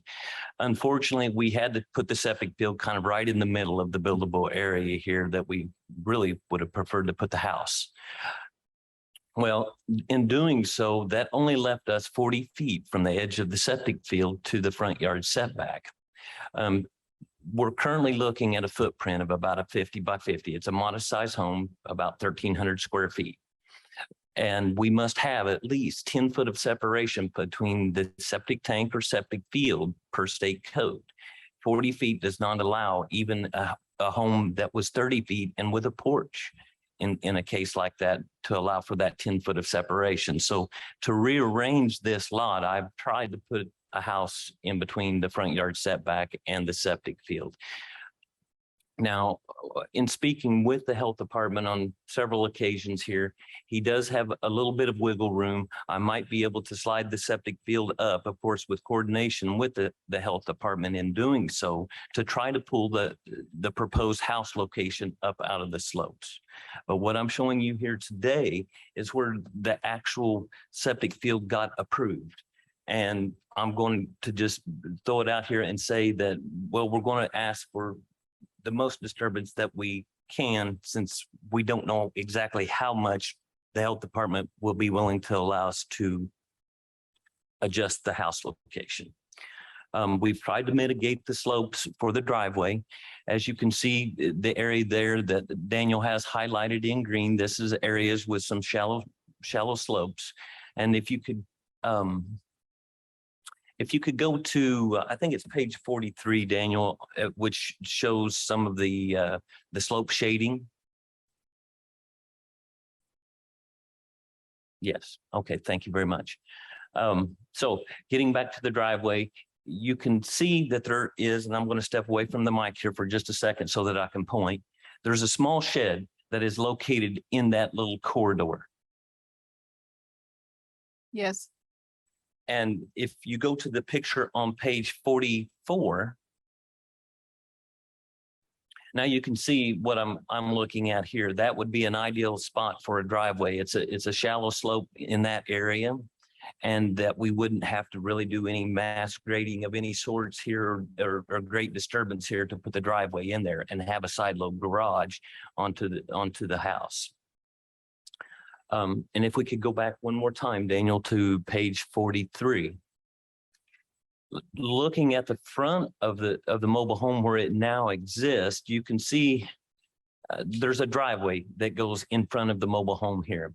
That driveway, to my understanding with the health department, was one of the reasons that we had to keep the septic field where it's at because of compaction to the soils in that area. And another reason for not wanting to slide the house in front of the septic field, not only is there not enough space, but there's a large oak tree that lies right in front of the mobile home, right on the edge of a steep grade there that we would like to protect for shade and for other aesthetic purposes. But if you have any questions with regards to the site plan or questions of why we were thinking of how to place the home on this site, be glad to try to answer any questions you may have. Yes, Mr. Daly. So planning department just told me that you could take the same square footage and shift it within that lot. Now I'm hearing from you, based on health department standards for the septic, that's not a possibility. That is correct. If you're looking, let's just hypothetically give a really narrow ranch situation. A narrow ranch would be what I would consider 30 feet wide. You would want a porch or deck or something off the back of it, which is going to be another 10 feet. You have 10 or 40 feet to work with here between the setback and the septic field. Now, with that, you've got to also have at least 10 foot of separation between that septic field and the structure itself. That is state code. And we still need room for a septic tank. You also mentioned in your testimony that there's the potential for some wiggle room from, who would authorize that? Would that be from the health department? Who would authorize? I'm sorry. You said there was the potential for some wiggle room. You said you might be able to. Yes. Now that this was conversation. Under whose approval? Under the health Ryan with the health department. Yes. Repeat that. The health department. Health department. Yes. Yes. I have a little wiggle room taking the septic field and pushing it uphill. And that would be a preference, to be able to pull the proposed home up out of those slopes a little further, because that's going to give us a better presentation to the home when you have the front of the home more level with the top of the hill than over the hill. So we want to try to get it up on top of the hill as far as we can. Okay, I'm interested to later hear from planning how that potential wiggle room might impact their recommendations. Gotcha. Any other questions? How long before the health department finalizes those choices and decisions for you? It took us several weeks to get the septic permit. And this, as far as being able to shuffle the septic field, that is just verbal. And like I said, I would work with Ryan on that with the health department on the maximum amount that he can get me out of those slopes.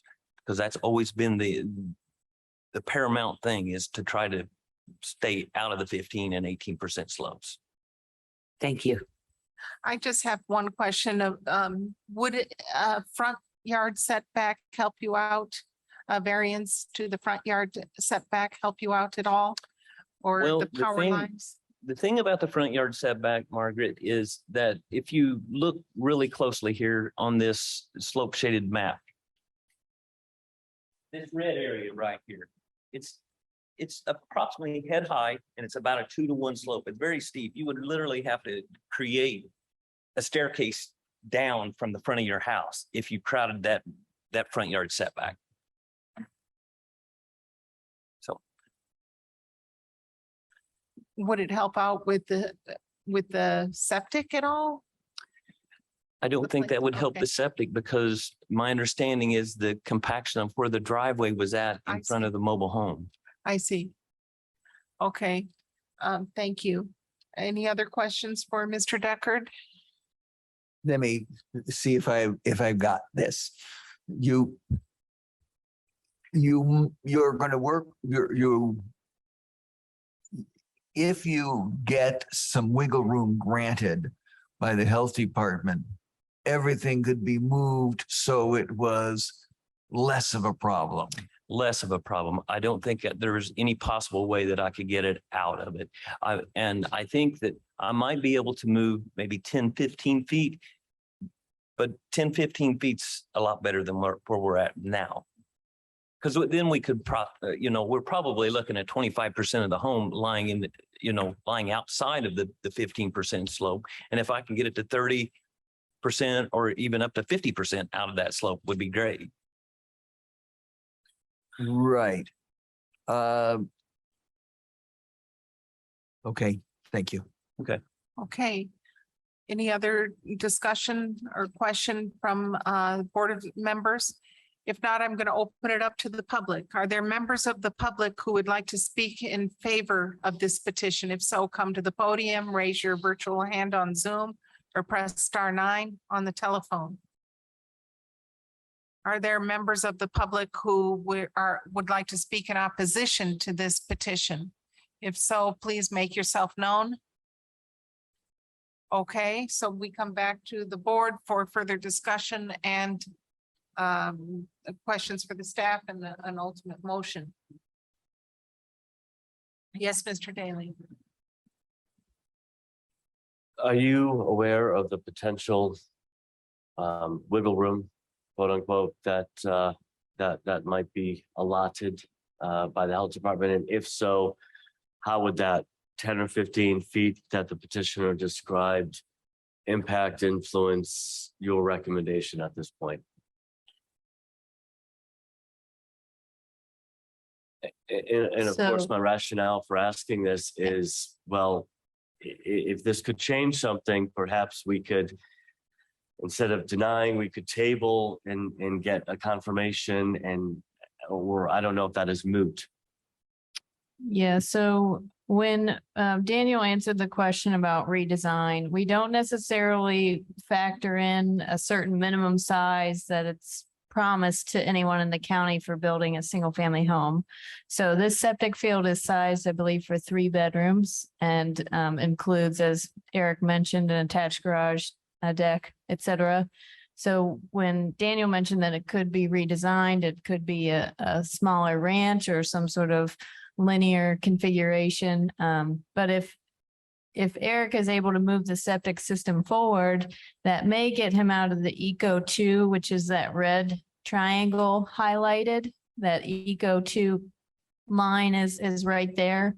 But I believe that the entire area after the blue line is the 15% slope. So as you can see, only a very small portion of the garage and the sidewalk are able to be within the under 15% slope, as well as part of the driveway.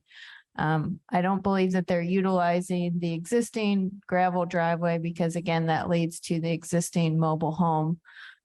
So I think there also could be constraints regarding building closer to the road. It could be noisier, so I'm not sure if that's part of the justification for pushing it back, but I don't think that our decision would change. But if they could move it forward, they could be less in the slopes.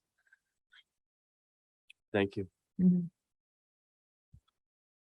Any other questions for staff or further discussion? I wanted to ask Mr. Deckard again. It sounds like this is still going on. It's information's being assembled, both from the health department and what we just heard from staff about that small portion, and if the field changed, maybe it could be readjusted. And like I said, I'm kind of proposing to you the worst case scenario. This is what the health department has given me a permit and where they have given me a permit for. And like I said, I would entertain moving this forward if I can, if the health department will allow me or whatever. But this is what he's given me. And so this is what I have to work with, that I've waited several weeks to come to this point for determination. Sounds like you're waiting on the health department to definitively. Well, no, they definitively gave me a spot, and you know, like I said, I can see if Brian can move it a little bit more, but this is where I'm at today. And we've been at this since, well, this probably goes back to March or before. Mr. Daly? I'm trying to read the minds of my colleagues here, and I think I'm getting a vibe that we might be more inclined to have a deeper discussion. Perhaps if you had that heart-to-heart with the health department and explored those options.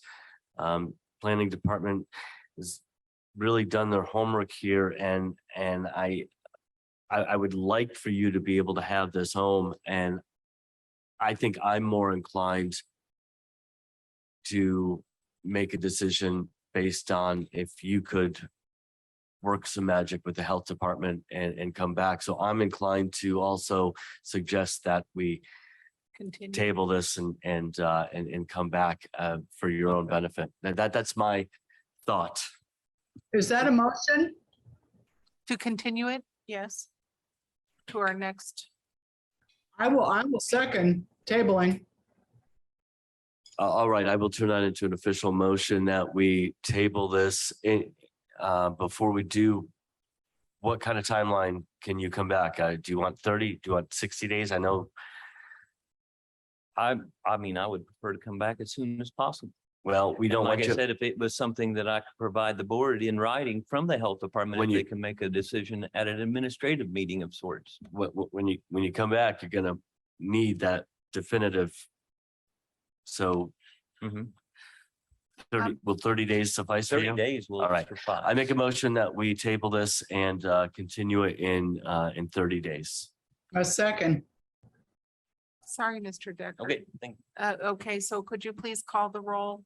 Yeah, Jackie? and just to note that the next meeting is actually going to be on August 31st. So is that I appropriate? I think. I apologize. I will rescind 30 days and I will say we table this until the next scheduled meeting. Okay, all right. So it's been moved and seconded to continue this to the next meeting, which is August 31st.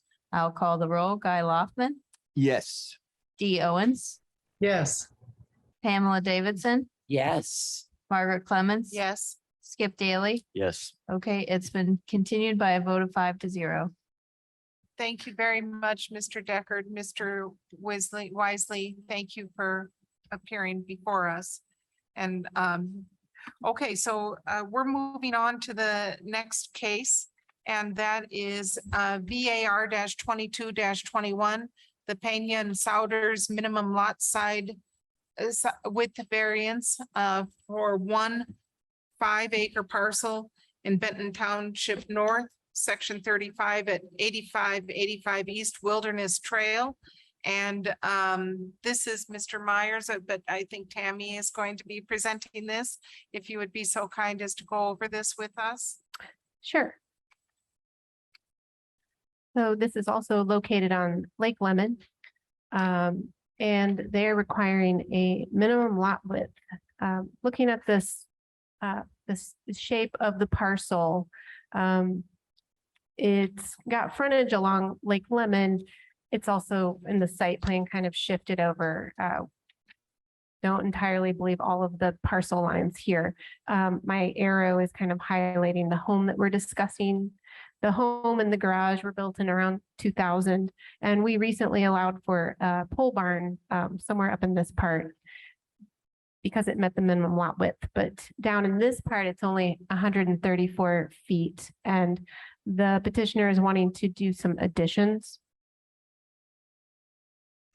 So they're wanting to construct an 812 square foot concrete patio on the front of their house. And again, they're going to need that minimum lot width variance in order to do that. It was discovered during the review of the residential building permit R-22-667. So these are just a couple of pictures of the home. There are more in the staff packet. They're also doing a front porch on the north side of the house. And then on the picture on the right is where they're going to remove this porch and do a covered type of patio. We do have letters of support that were handed out to you today here that were submitted after the packet was released. So if you've had a chance to review those, Dee had not gotten one of those. So I'll leave this here just for a moment for you to see these letters of support.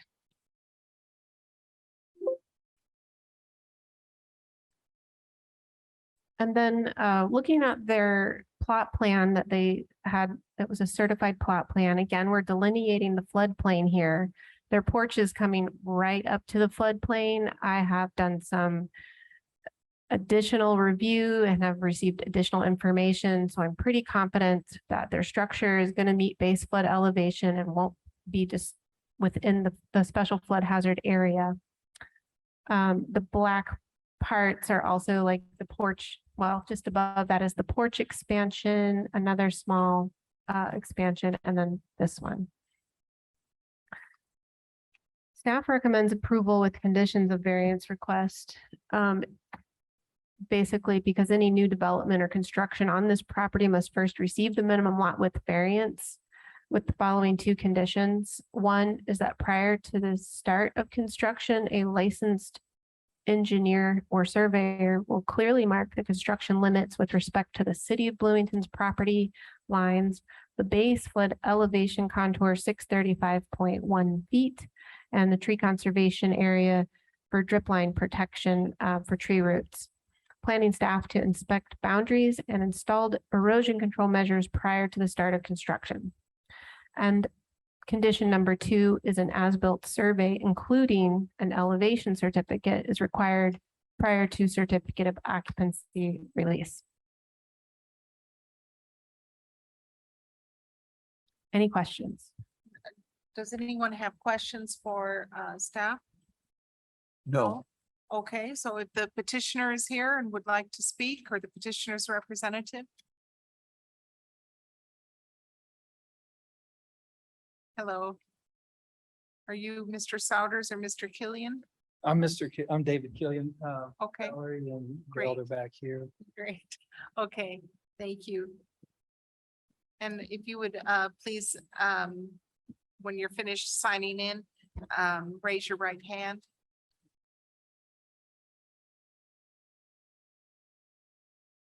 And you swear to tell the truth, the whole truth, and nothing but the truth. I do. Thank you. Thank you. So, yes, please talk to us and let us know. Staff is recommending approval, so that's good. Yes, we appreciate staff's recommendation for approval. I think the variance Can you is fairly, speak into the mic, or you might move it a little bit? is this better? Much better. Thank you. We appreciate staff's recommendation for approval. I think the variance request is fairly straightforward. I think we've done a good job of laying that out. I do have a question. First of all, let me just say that we don't have any issues as far as the conditions for approval, but just a clarification as far as the tree conservation and what is that referring to? In some instances, we actually do condition that a certified arborist do a report. In this case, I didn't see as many trees that I felt were going to be a critical save, like we have had in the past, that they're actually on the city of Bloomington property that need to be saved.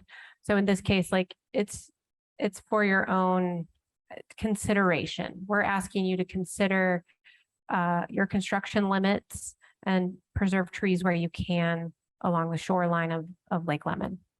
Sure, understood. The intent's not to remove any trees, but I mean, it's very clear what staking the property lines are.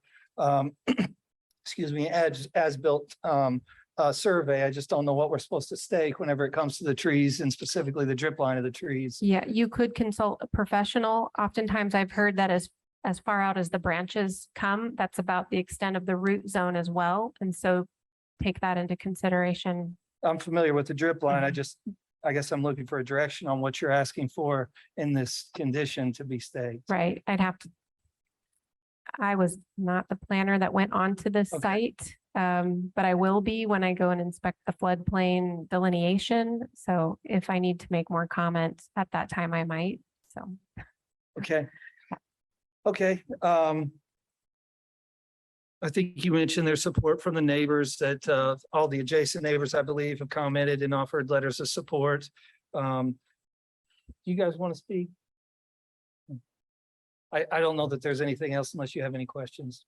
I don't think we do, but if there are members of the public who wish to speak, either in favor or in opposition to this, you're welcome to do so. Otherwise, we can move to discussion and a vote. Is there anyone online? Pardon me? Is there anyone online? We don't see it. So if someone All right. would make a motion, I would like to make a motion on variance 22-21 to approve with the conditions outlined by the planning department. There are two that are listed, and we'll go with those, and that is my motion.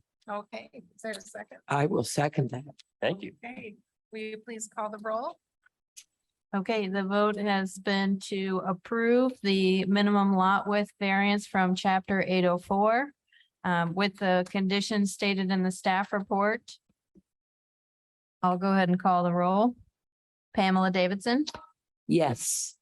Margaret Clemens, Yes. Skip Daly, Yes. Guy Loftman, Yes. Dee Owens. Yes. Thank you. The vote is approved 5-0. Okay, thank you, Mr. Killian, Mr. Souders and Ms. Pena. Thank you very much. And thanks for your patience tonight as we got through some of these cases.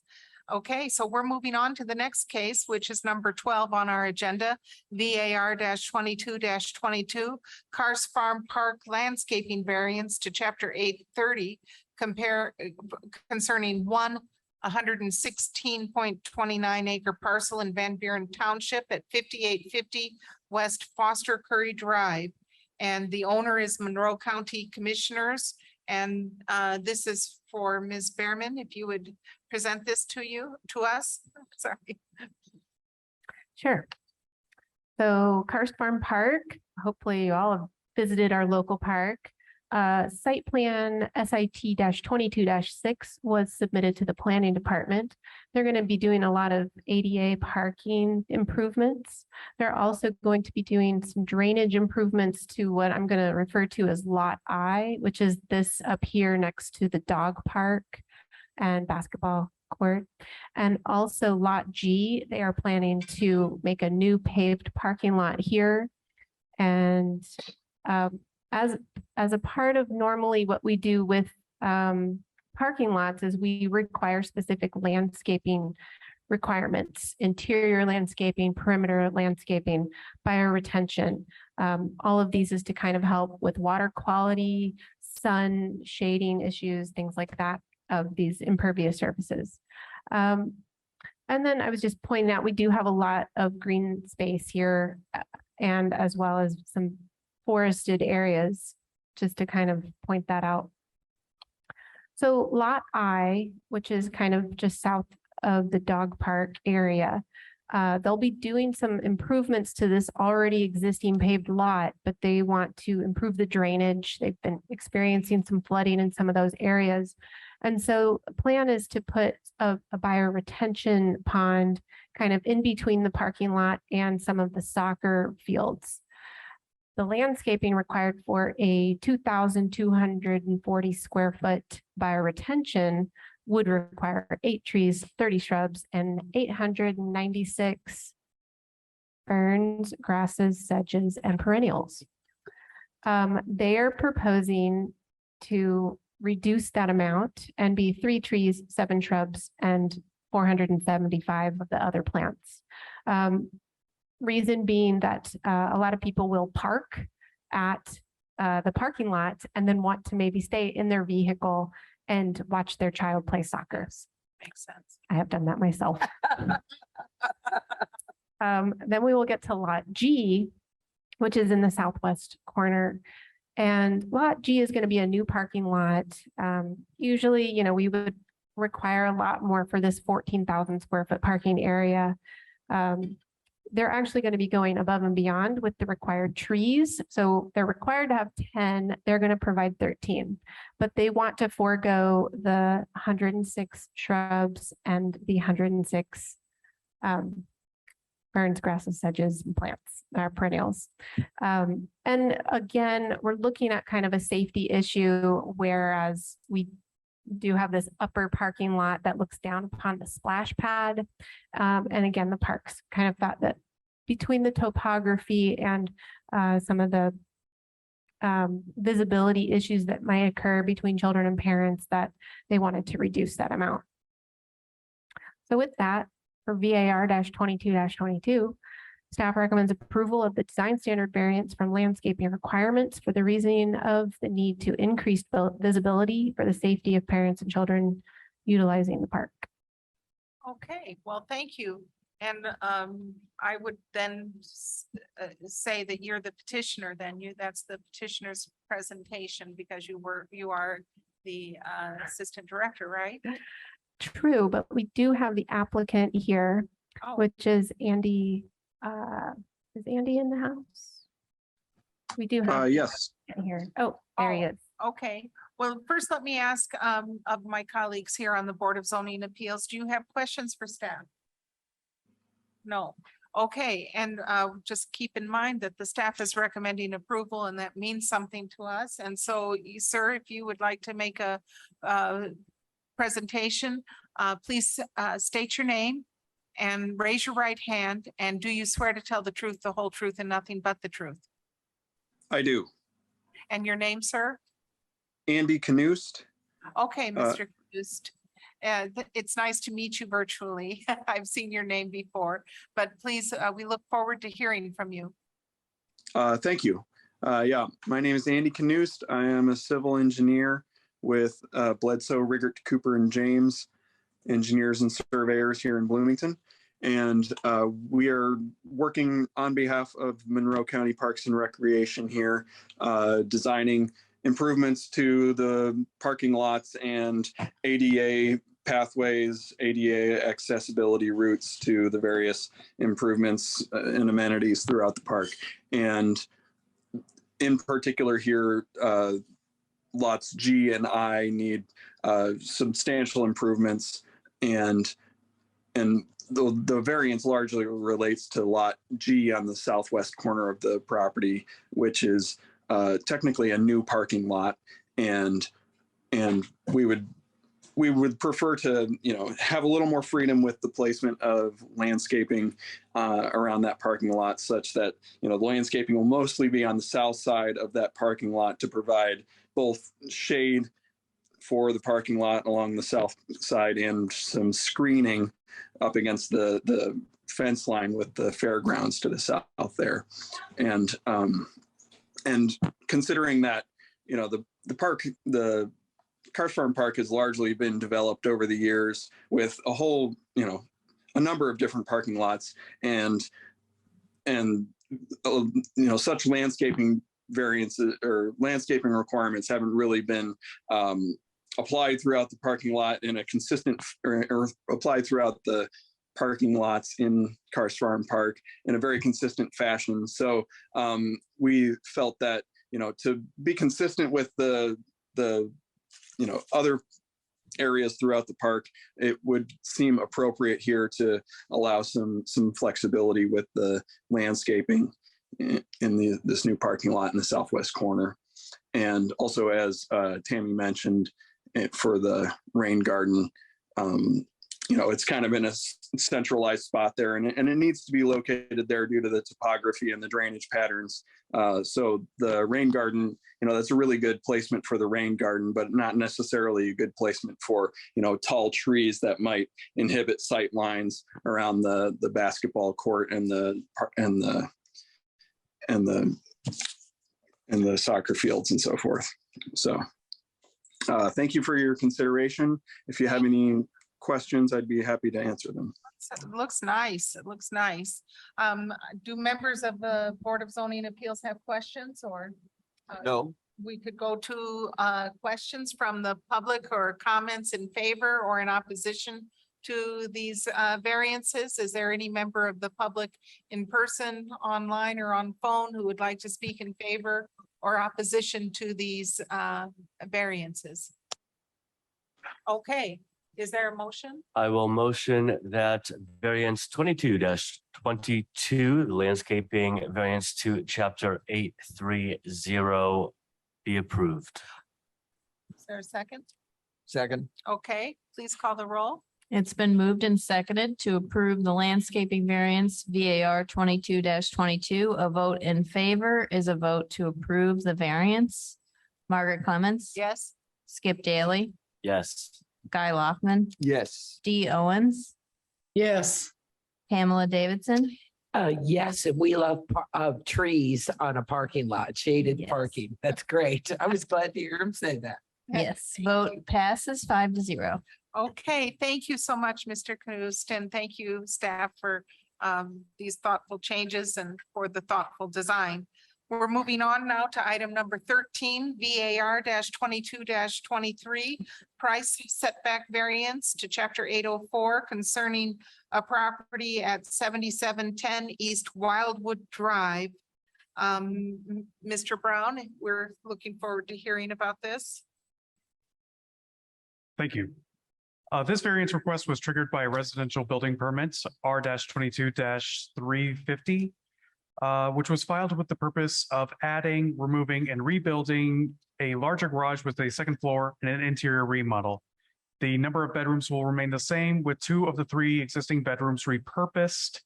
While the existing permit did not accommodate the proposed or existing bedrooms, this has been resolved. A new septic permit has been issued, though my understanding is that the septic system has not yet been installed.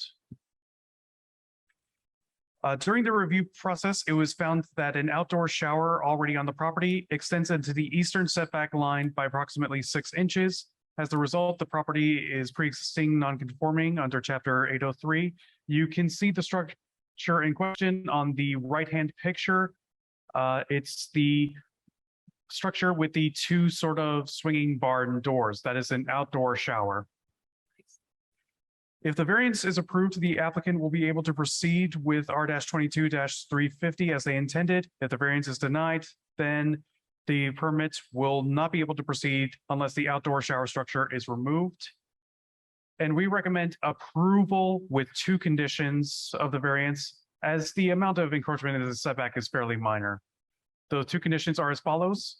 One, that prior to the issuance of an improved location permit, the base flood elevation should be delineated on site and staff should conduct an inspection. And two, applicants should submit proof of the new septic systems installation from the health departments prior to certificate of occupancy. Thank you for your succinct presentation. Are there questions for staff? Okay, is the petitioner here and would the petitioner like to speak? Yes.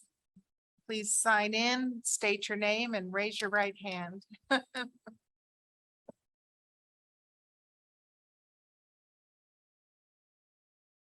Thank you for your patience tonight.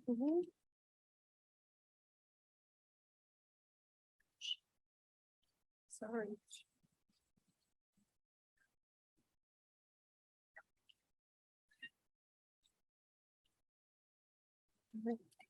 Kathleen Price. Do you swear to tell the truth, the whole truth, and nothing but the truth? I do. Thank you. Okay, so do you want to speak in tandem or? I just. Okay. my support. Okay, great. So I have a question about, we have gone out and marked the floodplain area with flags. Will that be sufficient? I think if you would also be putting out silt fence for any of the changes, you just could put that as well. And then if you keep those flags and we can denote the construction limits, that would be great.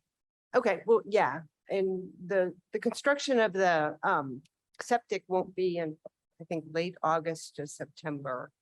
Okay. So, Sounds good. okay. Any Okay. questions? Any questions?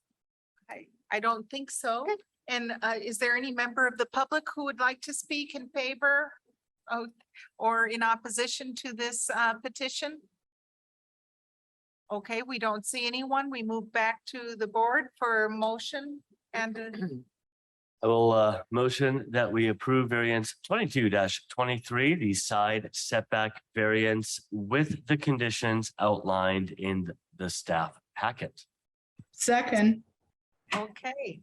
All right, it's been moved and seconded to approve VAR 22-23 with the two conditions outlined in the staff packet. A vote in favor is a vote to approve. Skip Daly, Yes.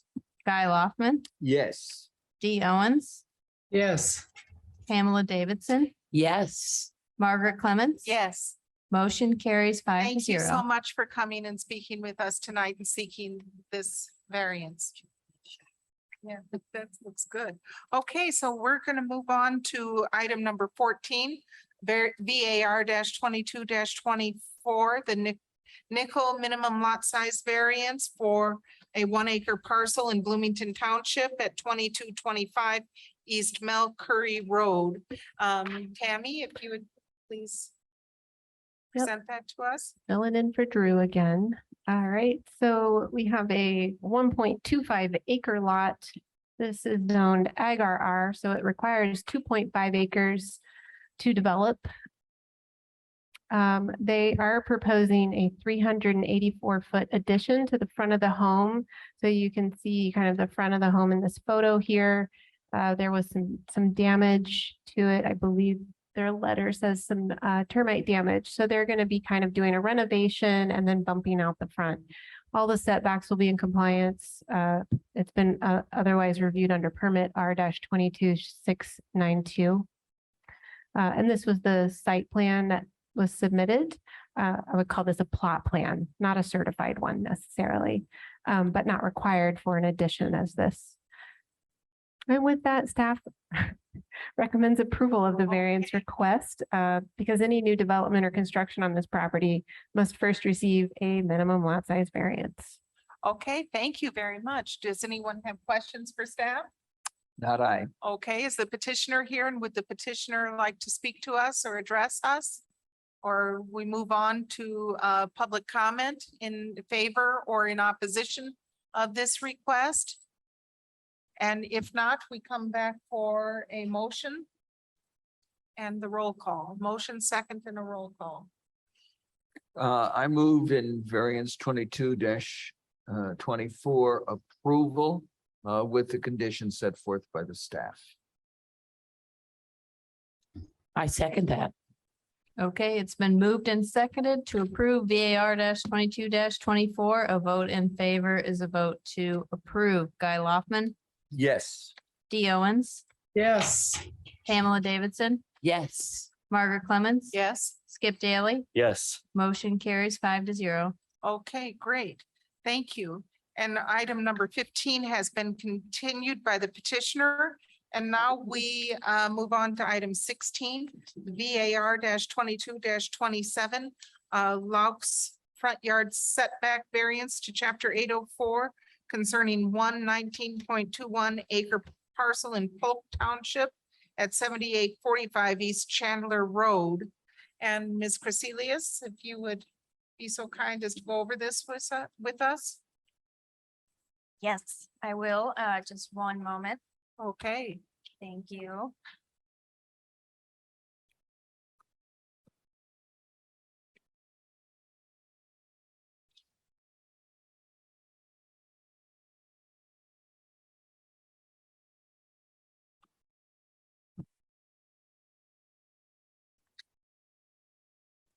Okay, thank you.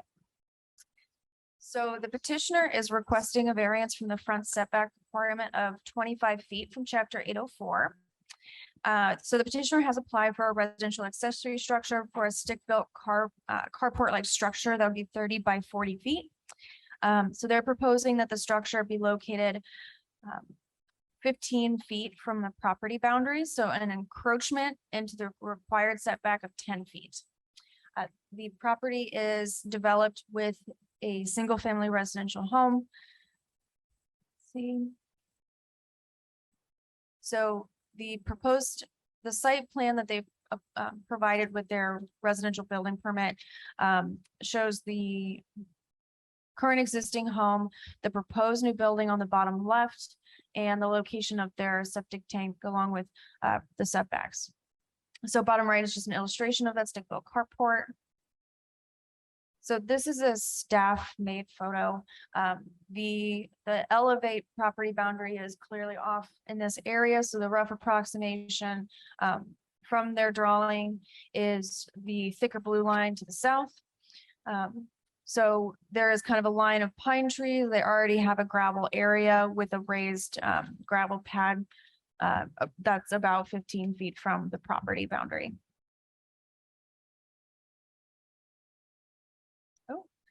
So this is a site conditions map illustrating slopes that are greater than 13%. So the petition site is zoned forest reserve and also Eco 1 and Eco 2 area. So 12% would be the smallest restriction that they would need to have buildable area. So over 12% would require an eco variance, which we're not considering here today. So this is just illustrating that there is buildable area that's under 12% in the location that they're proposing, and also farther to the north, suggesting that the proposed structure could be relocated.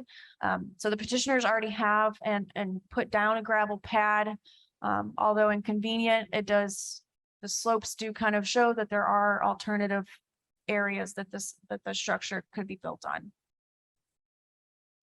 So staff is recommending denial to the front setback variance request from chapter 804 with the reasoning that the structure could be relocated farther to the north and meet the 25-foot setback requirement. Thank you. Any questions for staff?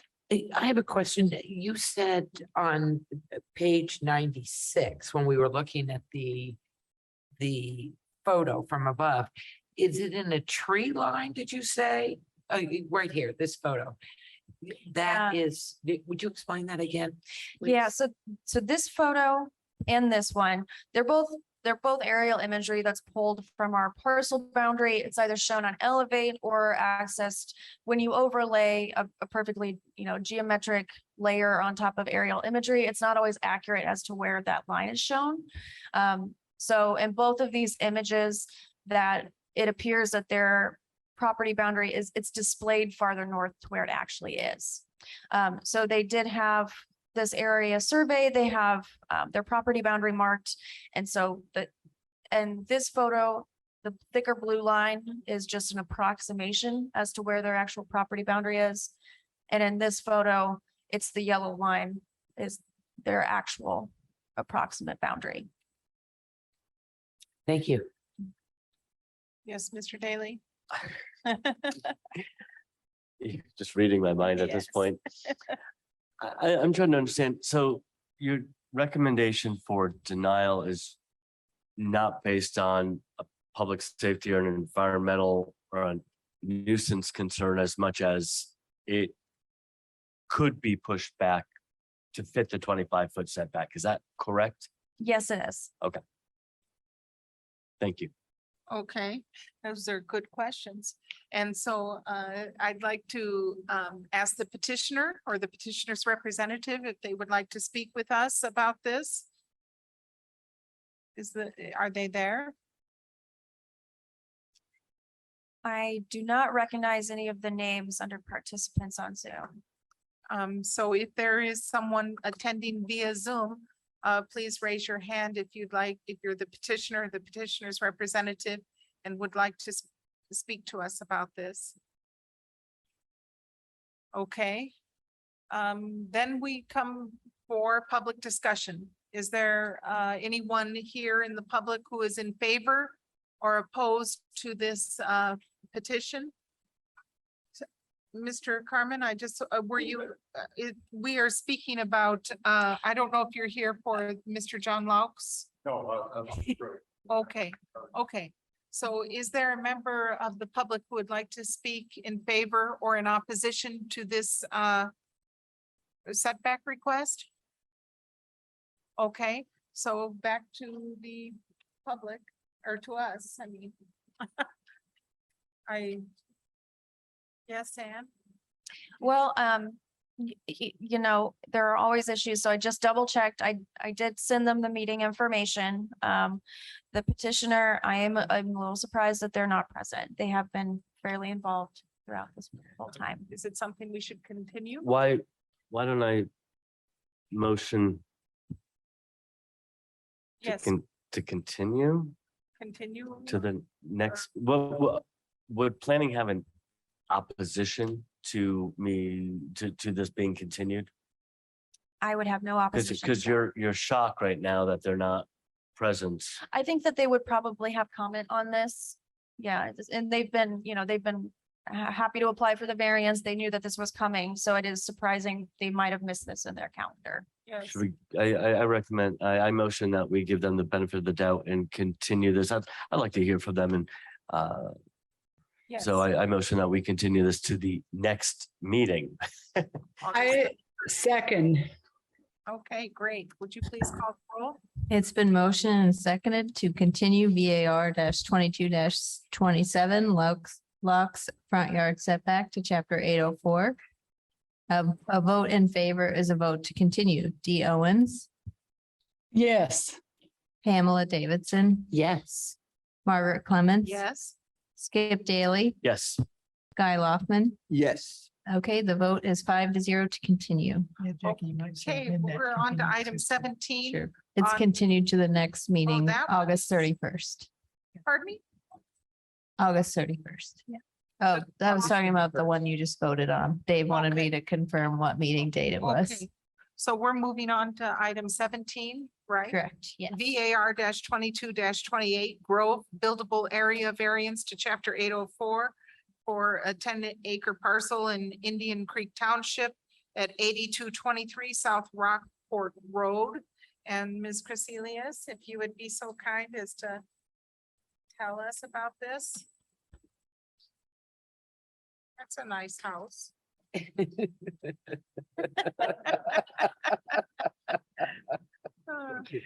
Thank you. nice setting. Yeah, so, I think so. And Thank you for your patience. So I just passed out to the members that are present, just a printed version of new materials provided by the petitioner's representative. I also have these included in the PowerPoint for members that may be virtual. Okay.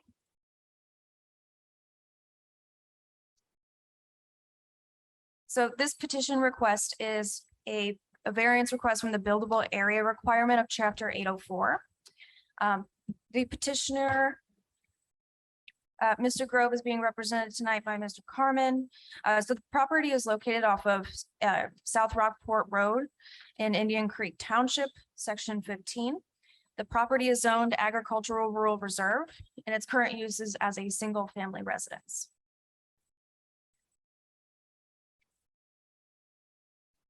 So the variance request from the buildable area is from the 15% slope requirement for structures. So no additional any kind of environmental overlays. This is a standard 15% restriction for structures across the county. So the petitioner has applied for a residential accessory structure to locate a garage on slopes in an area where the slopes are greater than 15%.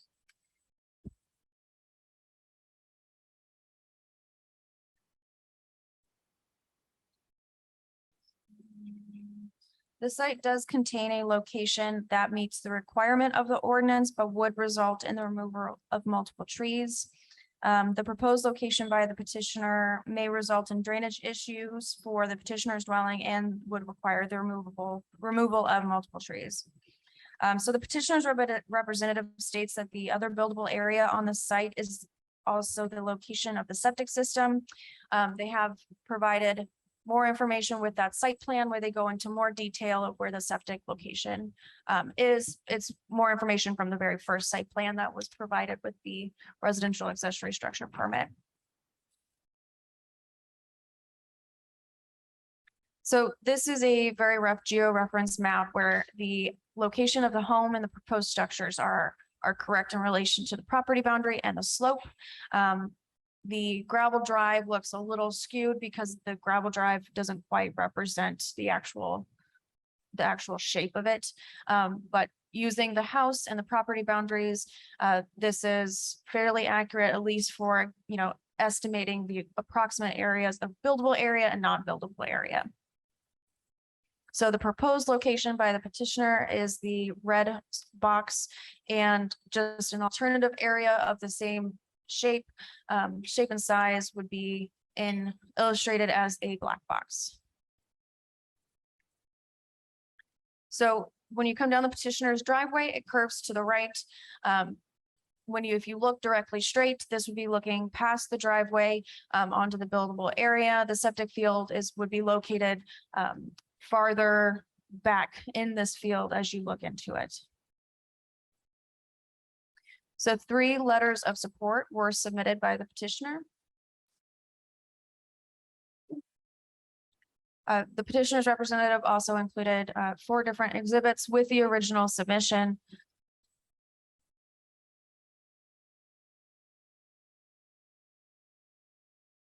Okay, so recently a petitioner's representative supplied a draft commitment for if the board considers approval. So they've described the real estate, the deed reference, a commitment to, I'm just going to go ahead and read a few of these points that on the right side of the screen under section 3, number 2, prior to any ground disturbing activity on the real estate, that the owners provide an erosion control and drainage plan to be reviewed by the Monroe County MS4 coordinator.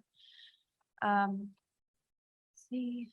they would employ best practices for management of erosion control and slope protection. So since this is a new material, I would like to just kind of hesitate here for a virtual member to have a moment to look it over, and also for you to look at the paper material as just handed out.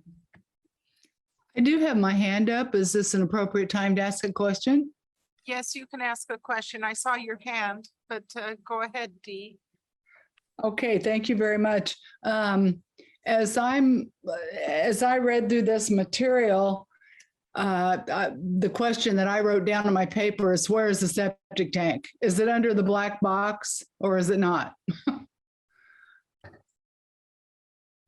So we have here a paper that Anne gave us, and the septic field is, I don't know if this is oriented. It's, yeah, there we go. It's there. Can you see that, Dee? It's in the right corner of the, In a red box at 2:00. at 2:00. But is that under the site where it was the black box on the picture that was shown previous to this material? It is indeed the other buildable site over the septic tank, wherever, whatever box is. Oh, it's to the left. You can see it to the left. White printing and then the red box and the one that the petitioner wants to, oh, sorry, Anne.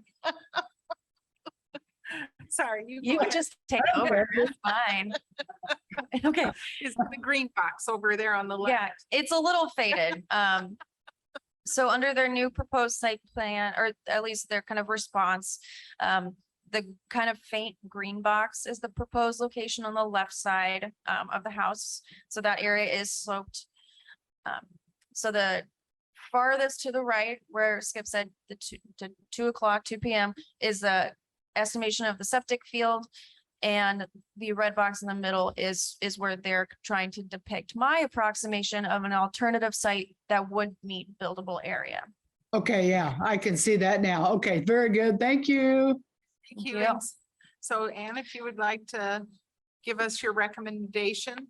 Yeah, so staff does recommend denial of the buildable area variance from chapter 804 because the petitioner could relocate the proposed structure to be within buildable area. Okay, Mr. Daly. One quick question. The proposed on this handout is in the green box around 9:00 if we continue this. What is the slope there? You said it's greater than 15. Do you have a number for me? Are we talking 20? Are we talking 16?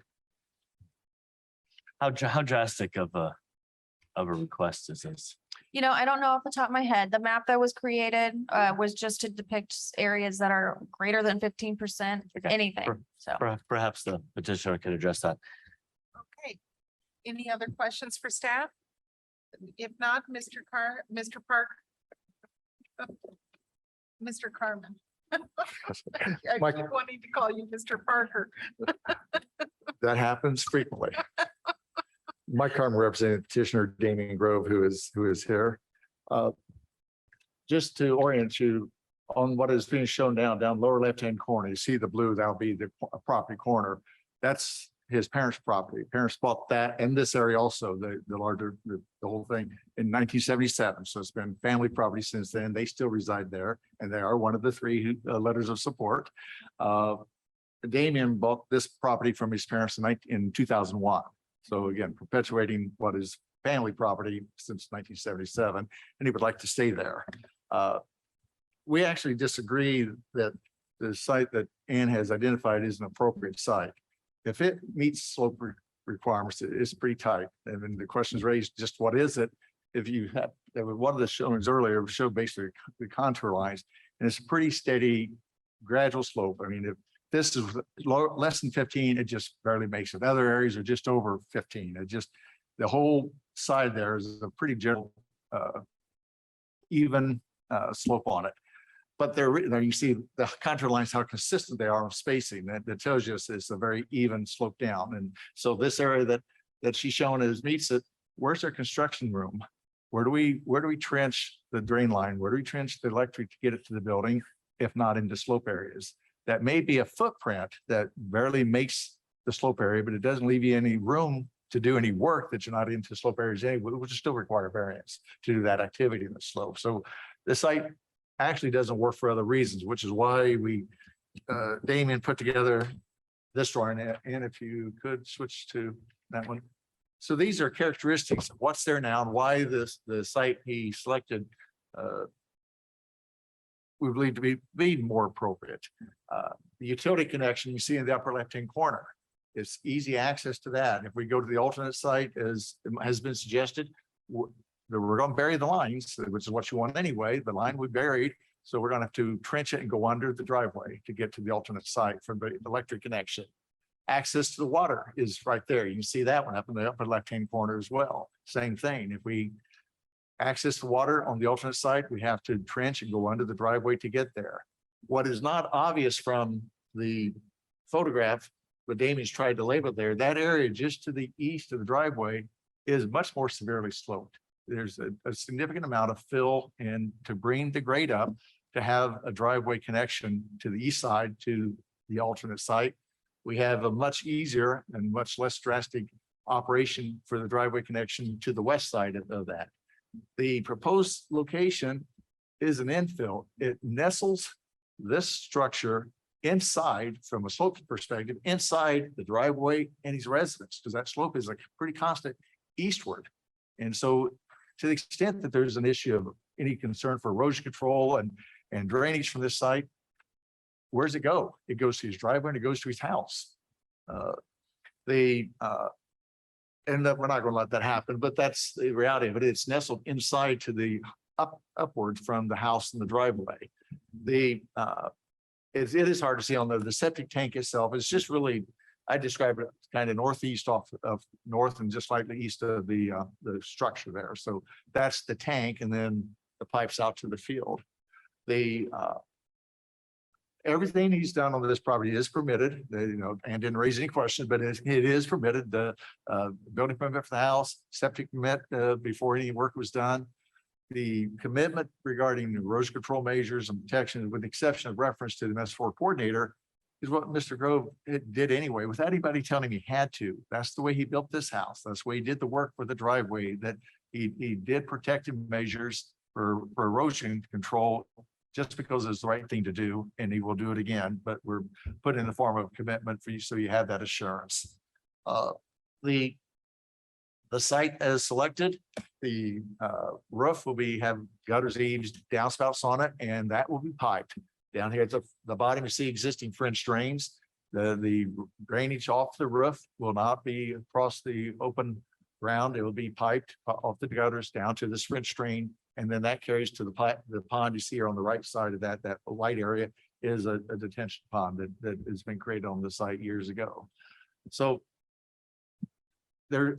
we don't believe there is another suitable site, everything considered, that this is a suitable site from the minimal disturbance activity that would be required to do water connection, electric connection, proper drainage, and it's nestled within as a kind of an infill within the existing improvements. And would ask you to approve the variance to allow this to happen, because the alternate site is really not suitable. Thank you very much. I just want to ask of my colleagues, do you have any questions for Mr. Carmen? I do have a question, Mr. Carmen. So the application you've done is for the site you prefer with the green over on the far side. And you're saying that the red box closer to the septic field would also be a viable site. Is that what you're saying? Have I got that right? Based on slope and site visit, it appeared that would be a viable spot. But the application was actually for the green dotted area right here. That's correct. Okay, thank you. Yes, Mr. Carmen. What clarification? This structure will not be connected to the septic field. There'll be no wastewater. The water service there is essentially the equivalent of garden hose. The connection would be that there's a farm line that it will connect into. So there will not be a connection from this site to the septic field. There will be no wastewater. What is the structure? An accessory, a barn, it's just a barn. He's got some equipment. He's got a workshop he's going to put in that, but it's the very typical accessory pole barn style building that you see around. A little bit better in terms of concrete slab and foundation that you're going to see in some. Go ahead, come on up. This is Damien Grove. I'm sorry. More exact. No, it's not a pole barn. I apologize. It is not a pole barn. But my intentions were building it into the hillside like a walkout basement. I was going to do poured concrete walls and framed in front that I can drive my vehicles into and my equipment. Sir, would you please state your name? And I raise your right apologize. hand? My name is Damian Grove. And, do you swear to tell the truth, the whole truth, and nothing but the truth? I do. And so what you're describing is you're using the hill and the slope as a feature for your accessory structure. That's correct. You're not necessarily degrading the slope, you're using it as a feature that supports your accessory. That's, if I understand, yes, that would be correct. Okay. Do you have a question, Mr. Lockman? Well, how will you get, is there going to be a driveway to this structure? What was the question? A driveway to this structure? How will you get your trucks and things into the structure? If I may point here, Yeah. the driveway is going to come off my existing drive and then just extend into the structure. Which is part of the reason he wants it close to the driveway. Yeah, it is noted on that. Yeah. Yeah, so it's close to the existing driveway. Got it. It's very close. It's right there. Thank you. Yes. I'm sorry. It looks to me it's a matter of 10 feet. It's very close. It's right there. Yeah. Do you have a question, Ms. Davidson? Yes, so the concern from staff is the slope of the property. That is the subject of the concern, correct? Okay, which you want to use as a feature. That is correct. Interesting. And if I may, the alternate site, I would actually have to build up. I wouldn't be able to build what I'm intending into the feature. I would have to bring in fill to, and it would have to be built up approximately on the backside, probably 5-6 feet. It's a pretty steep slope. The picture doesn't really depict that here. It looks gentle, but it's not. Okay. Does anybody have any further questions? Thank you.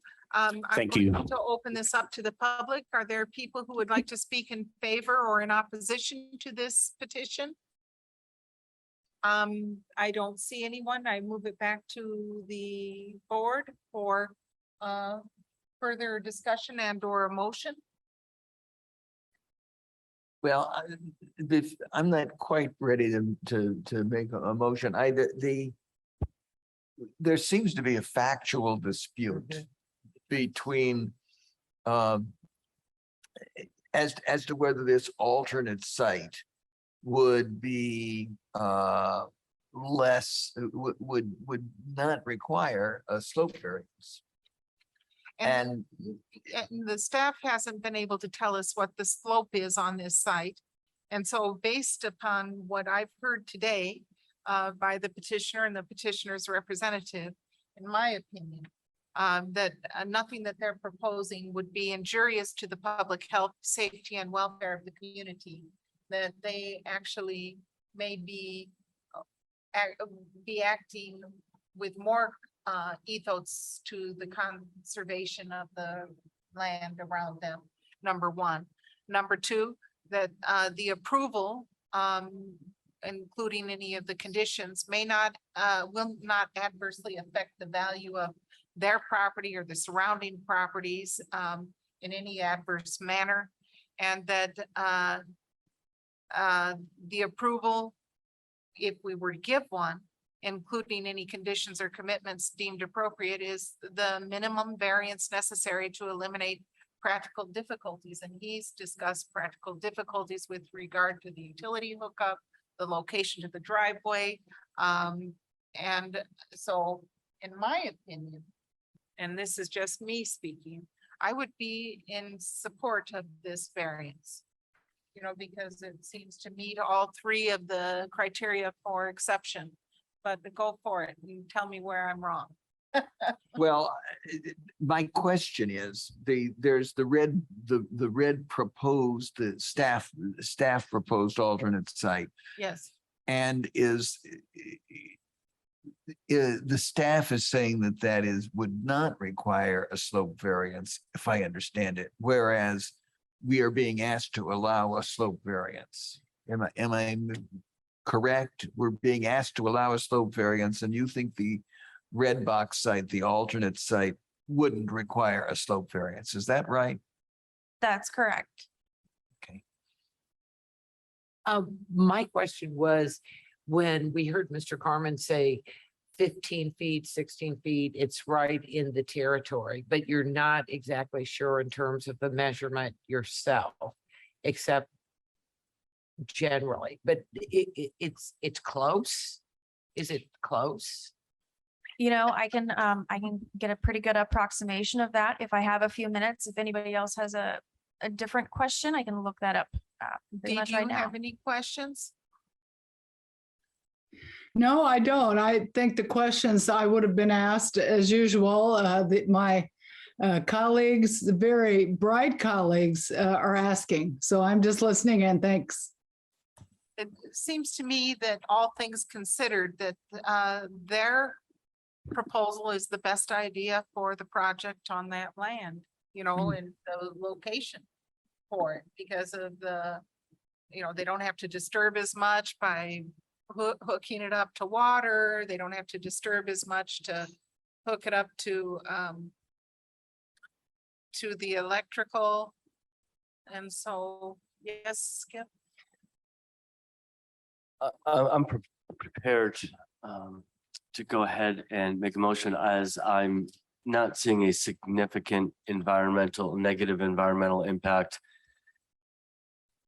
I am prepared to motion that we approve the petitioner's request. I think they have worked in good faith and they've demonstrated integrity throughout this process, and I motion that we approve their variance request,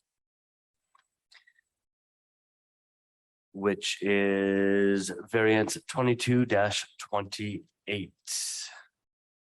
I'll second that. Okay, and just to be clear, does this include the petitioner's submitted written commitment or the? Yes, I thought that was entered into evidence as part of their Okay, request. so you're So if approving I this need to on the basis specify of that it. in my motion, I'll be happy to. Okay, All right, so let me withdraw and restate. I would like to approve, a motion to approve variance 22-28, including the petitioner's commitment, which was entered into the record prior to this hearing. Does that satisfy the planning department's needs? yes. Great. All right, I'll second that. Okay, it's been approved and seconded to approve VAR 22-28, the Grove buildable area variance to chapter 804 with the added written commitments as presented to the Board of Zoning Appeals at the public hearing tonight. A motion in favor is a vote to approve the variance with the written commitments. Margaret Clemens? Yes. Skip Daly? Yes. Guy Loftman? Yes. Dee Owens? Yes. Pamela Davidson? Yes. Okay, motion carries 5-0. Thank you for your patience tonight. Thank you for coming. Thank you and good luck. That looks fun. Thank you. Okay, Permission to leave. okay, Mr. Daly has to leave, but we can continue. We have one more case. And you have a quorum without me. And we still have a quorum now that we have Pamela. Okay, and the winners of the Patience Award for the evening is you. So yes, this is our last case for the evening, and it involves two variances, VAR 22-29A and B. The Mac Gantz buildable area for a sinkhole conservancy area, a variance to chapter 804. Mac Gantz sinkhole conservancy area variance to chapter 829 concerning a 20.5 acre parcel in Clear Creek Township at 2600 West Thrasher Road. And so this is going to be Ms. Crecelius. Thank you. Thank you, Margaret. Okay, so the petitioner is requesting two variances, one from the buildable area, which from chapter 804, which when we refer to buildable area, chapter 804 does list multiple features or items that are considered unbuildable. So the last variance we just saw was one of the unbuildable features is slopes greater than 15%. In this scenario, areas that are sinkhole conservancy areas are also considered unbuildable. So the second variance is from development of within a sinkhole conservancy area from the actual karst chapter, which is chapter 829. So the petitioner is proposing to demolish the existing home on the site and utilize the foundation to rebuild a single family residential dwelling. They have proposed that the new dwelling would cantilever a section of the structure over an area that would encroach into a sinkhole conservancy area. So the slideshow is currently showing a couple of photos of how the property currently exists of at least the single family residential structure and the approximate location in Clear Creek Township. So these are two pictometry views from 2021. This is actually a large enough sinkhole that the upper left photo, you actually can kind of see the shading and dimension of this one singular large sinkhole that is behind the home and in between the home and the larger barn in the back. Big sinkhole. Yeah. So for sinkhole conservancy areas, chapter 829 states that SCAs shall be established.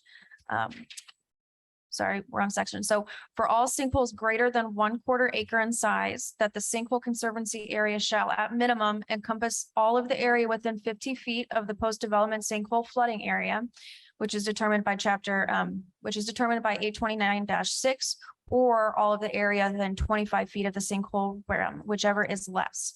So the petitioner's representative, they did have a sinkhole flood area.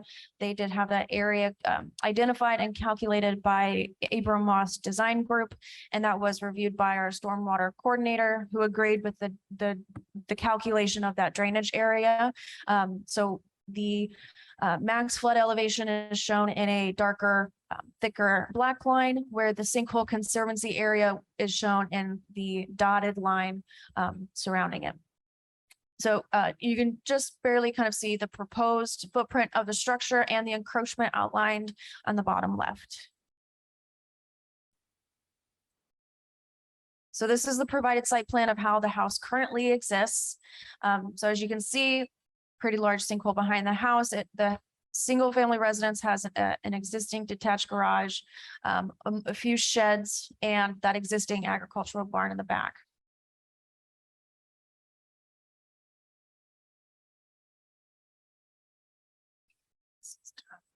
This illustration site plan shows the multiple new buildings, but what we're looking at here is the footprint of the new structure of the single family residential dwelling and the overlapping of the SCA area.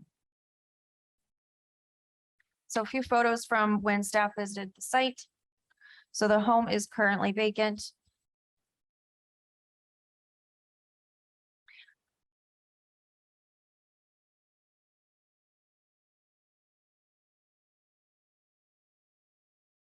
So included on the screen is the letter to the Board of Zoning Appeals by the petitioner.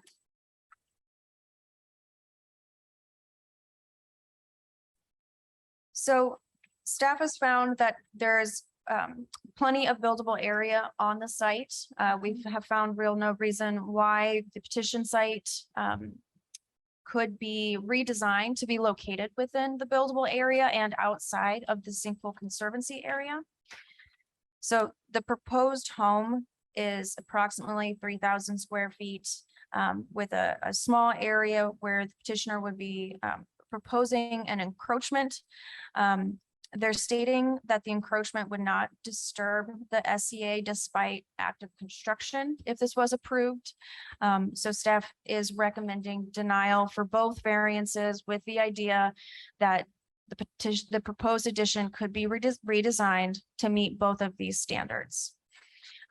With that being said, I do have a an illustration of the development that was just given to me by the petitioner's representative that I'll hand to you now. I apologize, Dee. I received this here this evening. All righty, it's okay.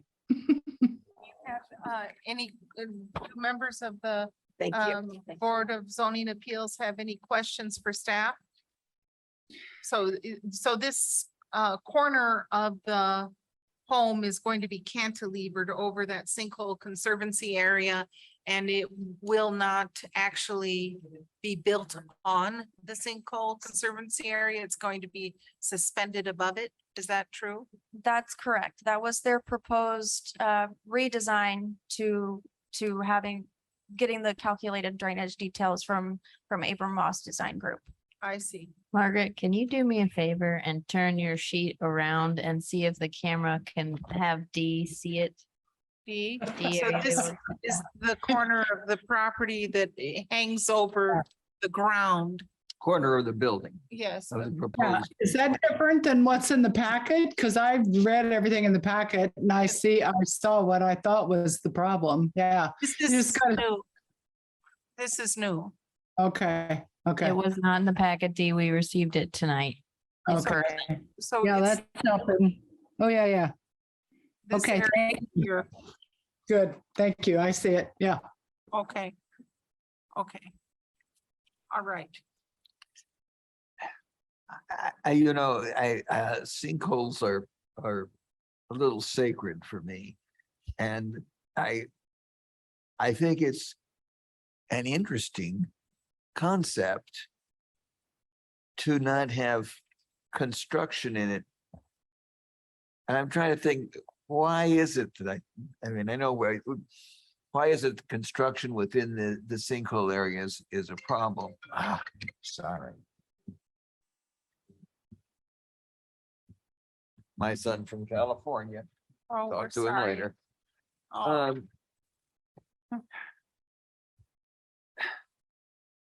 So it seems to me one of the reasons we have that setback is so you don't get water from the roof falling in it. I mean, it's to keep extra water from the roof falling in there because water is going to be channeled there. So it looks to me like there's going to be a little extra water maybe going in it into the sinkhole area. Would it's a little out of, do you know, would there be any disturbance of the land in the sinkhole area at all? Or would they be able to build the foundation? And I assume that they might need to temporary construction. They're going to have enough area to build it. Maybe we'll have to wait for them unless you're confident you know that. So there will be construction and disturbance during, like you said, during construction. So this is the buffer area. So you're asking, will there be construction within the sinkhole actual closed rim?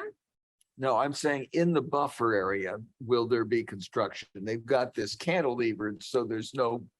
I would build- imagine that they would have to disturb it in order to build the cantilever. Yeah, I would too. Thank you. Thank you. And is the reason for this unusual design to use the existing foundation? Is that the purpose of the design is to, yeah, they've all nodded yes to that. okay. Okay, so I think it's time to speak to the petitioner, or the petitioner's representative. If you would come up to the podium and will all three of you speak? Just probably two of us. Okay, so if you would kindly, both of you sign in and then both of you state your names. My name is Joel Kiefer. I'm a project manager with Wood Builders. Okay, thank you, Joel. It's nice to meet you. Nice to meet you guys too.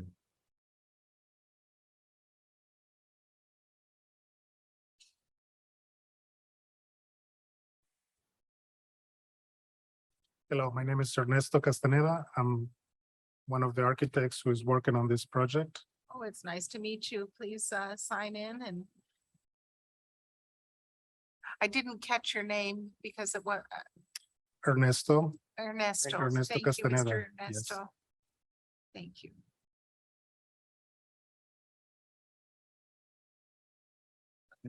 Alex Miner also was a part of he's an architect that was a part of this project too. So Great. So could you What both questions? raise your right Oh, yes, hand? of course. And do you swear to tell the truth, the whole truth, and nothing but the truth? yes, ma'am. Okay, thank you. So yes, please proceed. Well, the pointed question I think was what's going to happen, Guy, when we construct the building to the sinkhole buffer area. And then It's not my only this- concern, but it's one of them. Our plan is to, of course, put up the traditional silt fence to protect against erosion. But our plan is to go a little above and beyond and put an orange construction safety fence there. So it's going to be difficult for us. There's going to be some tight ladder placements when we side the house, but we'll stage the build appropriately so that we don't get machines in the sinkhole area. We don't have, or in the buffer zone, I should say, in the SCA. So, we've kind of, when Ernesto and Alex developed this cantilevered idea, we thought, okay, how are we going to, that's kind of where we came at it from, is how are we going to do this without disturbing it? Because, we're obviously sensitive to the issue. Does that help answer one of your concerns? Yes. Okay. What other questions do you guys have for us? Are there, I don't know how large this plot of land is, but is this other than saving the foundation, are there other sites that are available on this property to build a new home? We were discussing that with Kevin, who's watching, Kevin Potter, the structural engineer. And this saves the foundation, allows for a basement to be part of the build still. And it also, we've already been approved for a robust septic system that incorporates not only the bedroom in the house, but a bedroom in the arts and crafts studio that's proposed.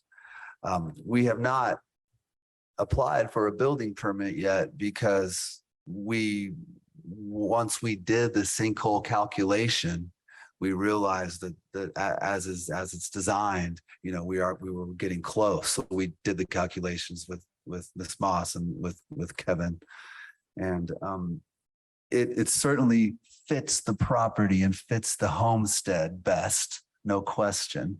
There is some slope going the opposite direction of the house. Go ahead. What were you gonna say? Go ahead. Yeah. To follow up on Joel's response, yes, there's definitely space we have a very vast area to build any other place, certainly, as planning mentioned, but the exercise here is more of an economic drive here. We started in a very conscientious way to utilize the 6-inch structure, but after analysis, structurally, it's not in a good shape. So what we have left is the foundation. Foundation for a full basement is costly, so we're trying to preserve that at the very minimum. And so that's where we are. We did the addition to the back of the house, to the north of the house, and the encroachment into the conservancy area is relatively minimum to the size of this. And also the engineer, Chelsea Moss, did the calculation of the maximum flooding area. We're not even close to where the house is located. So in one of those big rains, the amount of water will not reach the house, not any close. So if that is a concern. We have some stats here that are just kind of interesting. The SCA area at its most will cantilever 7.27 feet. The structure will cantilever over a hover 7.27 feet. In the end, we're only talking about a foot of elevation in the buffer zone that's going to be covered. And the total square footage is like 65 square feet that is going to be covered by the cantilever. are you, I don't want to be, I don't know how to ask this question. But are the owners really apprised of the potential problems that can come up with building so near a sinkhole? Are the, I mean, because, you know, we're a unique environmental area in the country in that our bedrock is so soft and it's so close to the surface that when there are major rains underneath the ground, it washes away, and you know, there's sinkhole failure, you know, in our region. I mean, down in Kentucky, the Corvette Museum had a sinkhole failure, and you know, there are problems. Are they fully apprised of that? Yes, ma'am. Okay. Certainly. Yes. Yes, I just wanna add to your question. When we talk to our clients about the circumstances of this and how the engineers will resolve this, Yes. they actually took it as a great opportunity, as an architectural feature, knowing that the house can cantilever over this area. Yes. So totally aware of it, totally aware of the conditions of the sinkhole and maybe possible consequences of this. But as you can see, we prepared those at the very last minute just to show you that's a real actual model of the topography of the site and the size of the house and such, so that you can see that it's almost imperceptible, the area that the house is covering over this area. Well, it looks very thoughtful and very innovative and very creative solution in terms of integrating and conserving, you know, building materials that have been used in the past. So environmentally, it's very conscientious, you know, and the cantilever technically resolves most of the setback on the sinkhole conservancy area. So I'd just like to give this early indication to my colleagues that I'm inclined to allow this variance, even though for sinkhole conservancy areas, I normally don't. But it seems to me as though they've been thoughtful in the environmental reuse of an existing structure. They're using pretty much the same footprint with a slight enlargement that they've cantilevered over the problematic area. And to me, as long as the buyer is aware that, you know, we're into a whole new game as far as flooding and storms and wash away and all of that, as long as they're aware of that, in addition to the other developments in this area, you know, which can change things for sinkholes as well. That I would be inclined myself to approve it, but I don't know what my colleagues are. We have to hear from the public too, but yes. I had a question for staff. With a sinkhole, what is the impact of water? You know, we know ground can give away and soften and disappear and create a sinkhole, but what does water do to an area like this over time? Because it is true, our rains are harder, you know, more intense. And so is that a real problem for these builders? And will it affect the insurance of this home? You just wonder about that as well. There's the floodplain right there. Yeah, I wonder. I You know I can anything speak about to Guy's point about water from the roof coming into the sinkhole. We'll pipe it to the with the drainage plan, and we'll pipe it out. You know, we tile all our gutters as a rule on new builds anyway. So we'll keep outside of splash and hitting the siding and coming into the buffer zone, possibly the roof water will be guttered and tiled away from the structure. Yeah,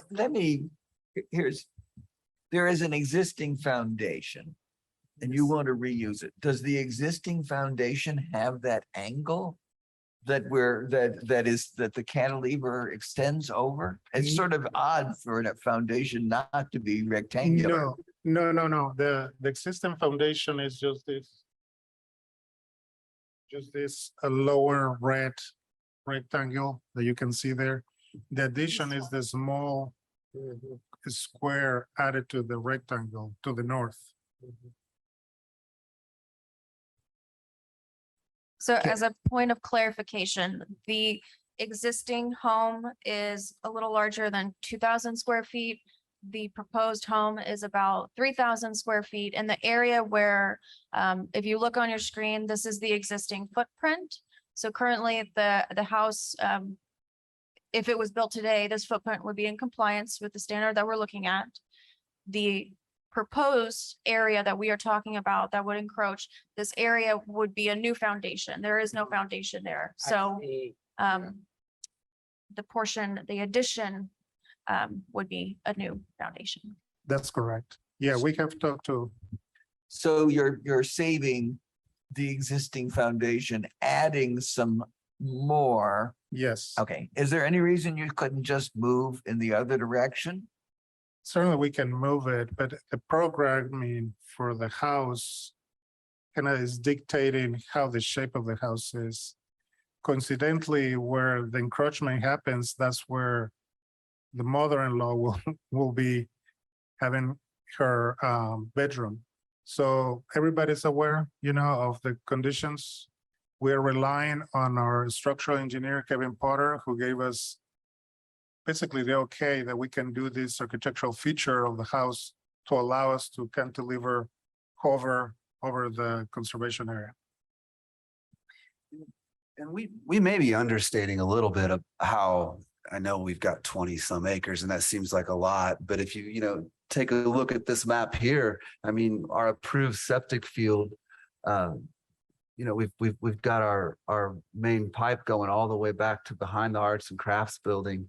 And so it gets thin and pretty quickly as far as buildable area and where it would make sense to put the house. So we wanted to use that basement is what we wanted to do. But B, we also, it does make the most sense.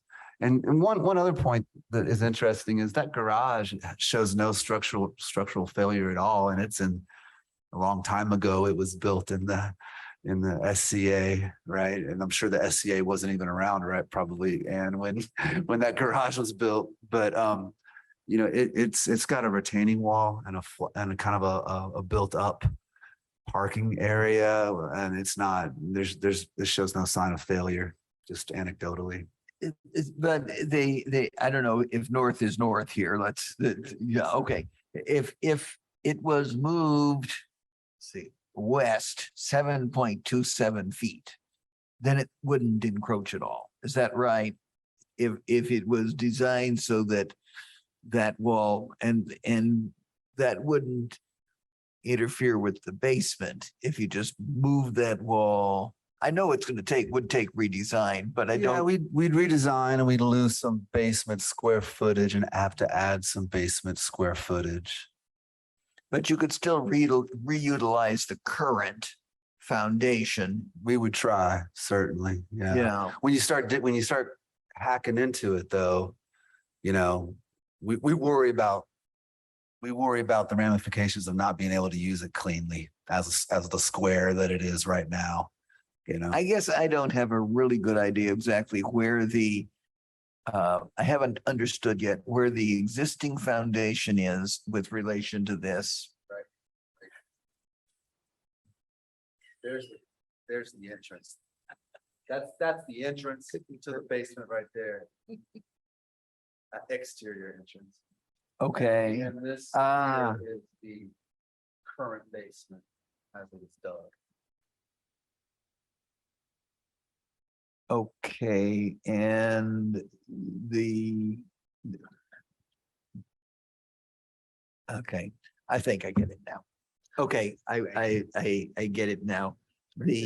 In order to go as far north as you want to go, you need to go that extra 17.9 feet, or else you got to make the house 17.9 feet smaller. And then where's grandma gonna? Right, pretty much. Okay, thank you. Okay. Ernesto, you didn't mean to say that was where the mother-in-law was going I to know, go. So you didn't mean to say that, did you? It's merely coincidental. Okay, it's on record now. Please take that out of the record. Okay. Yeah, I'm worried about Okay. that. Well, I just want to see if there are members of the public who would like to speak in favor or in opposition to this petition. There's no one? Okay, I move it back to the Board of Zoning Appeals for further discussion and of motion. I still say I'm in favor of it. I think that they have proven all A, B, and C of the rationale of the criteria as far as they're not harming the public health and safety of the community. They are not going to adversely affect the value and use of adjacent property. And that this is the minimum variance needed to eliminate practical difficulties. And they've got a really innovative approach and it looks pretty good, you know, to me. You know, in one of our earlier cases, we've had conditions and we've had agreements about this, that, and whatever. And we have this scheme, we have this, that's not a condition, that is not a for sure kind of thing. So my question is, I understand where Margaret's coming from because you've been very innovative.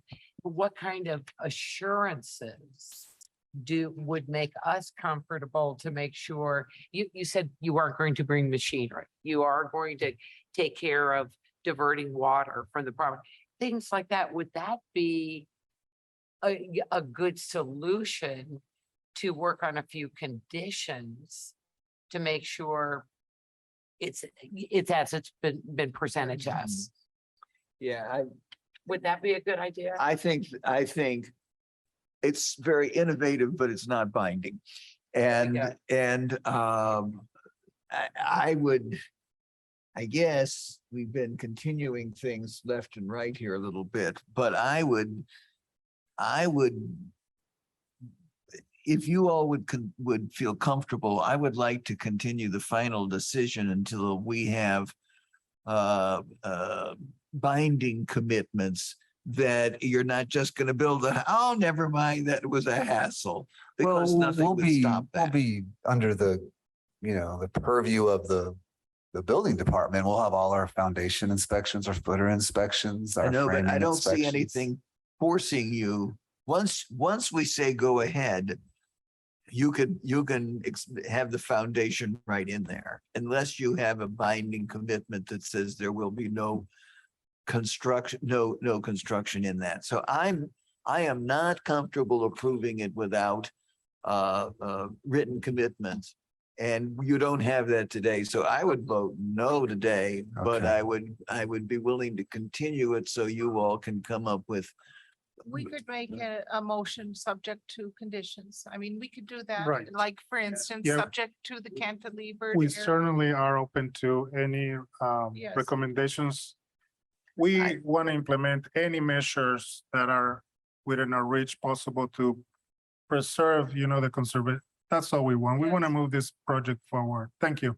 Yes, so if it's, yes, Would the staff have conditions that they would suggest to as this?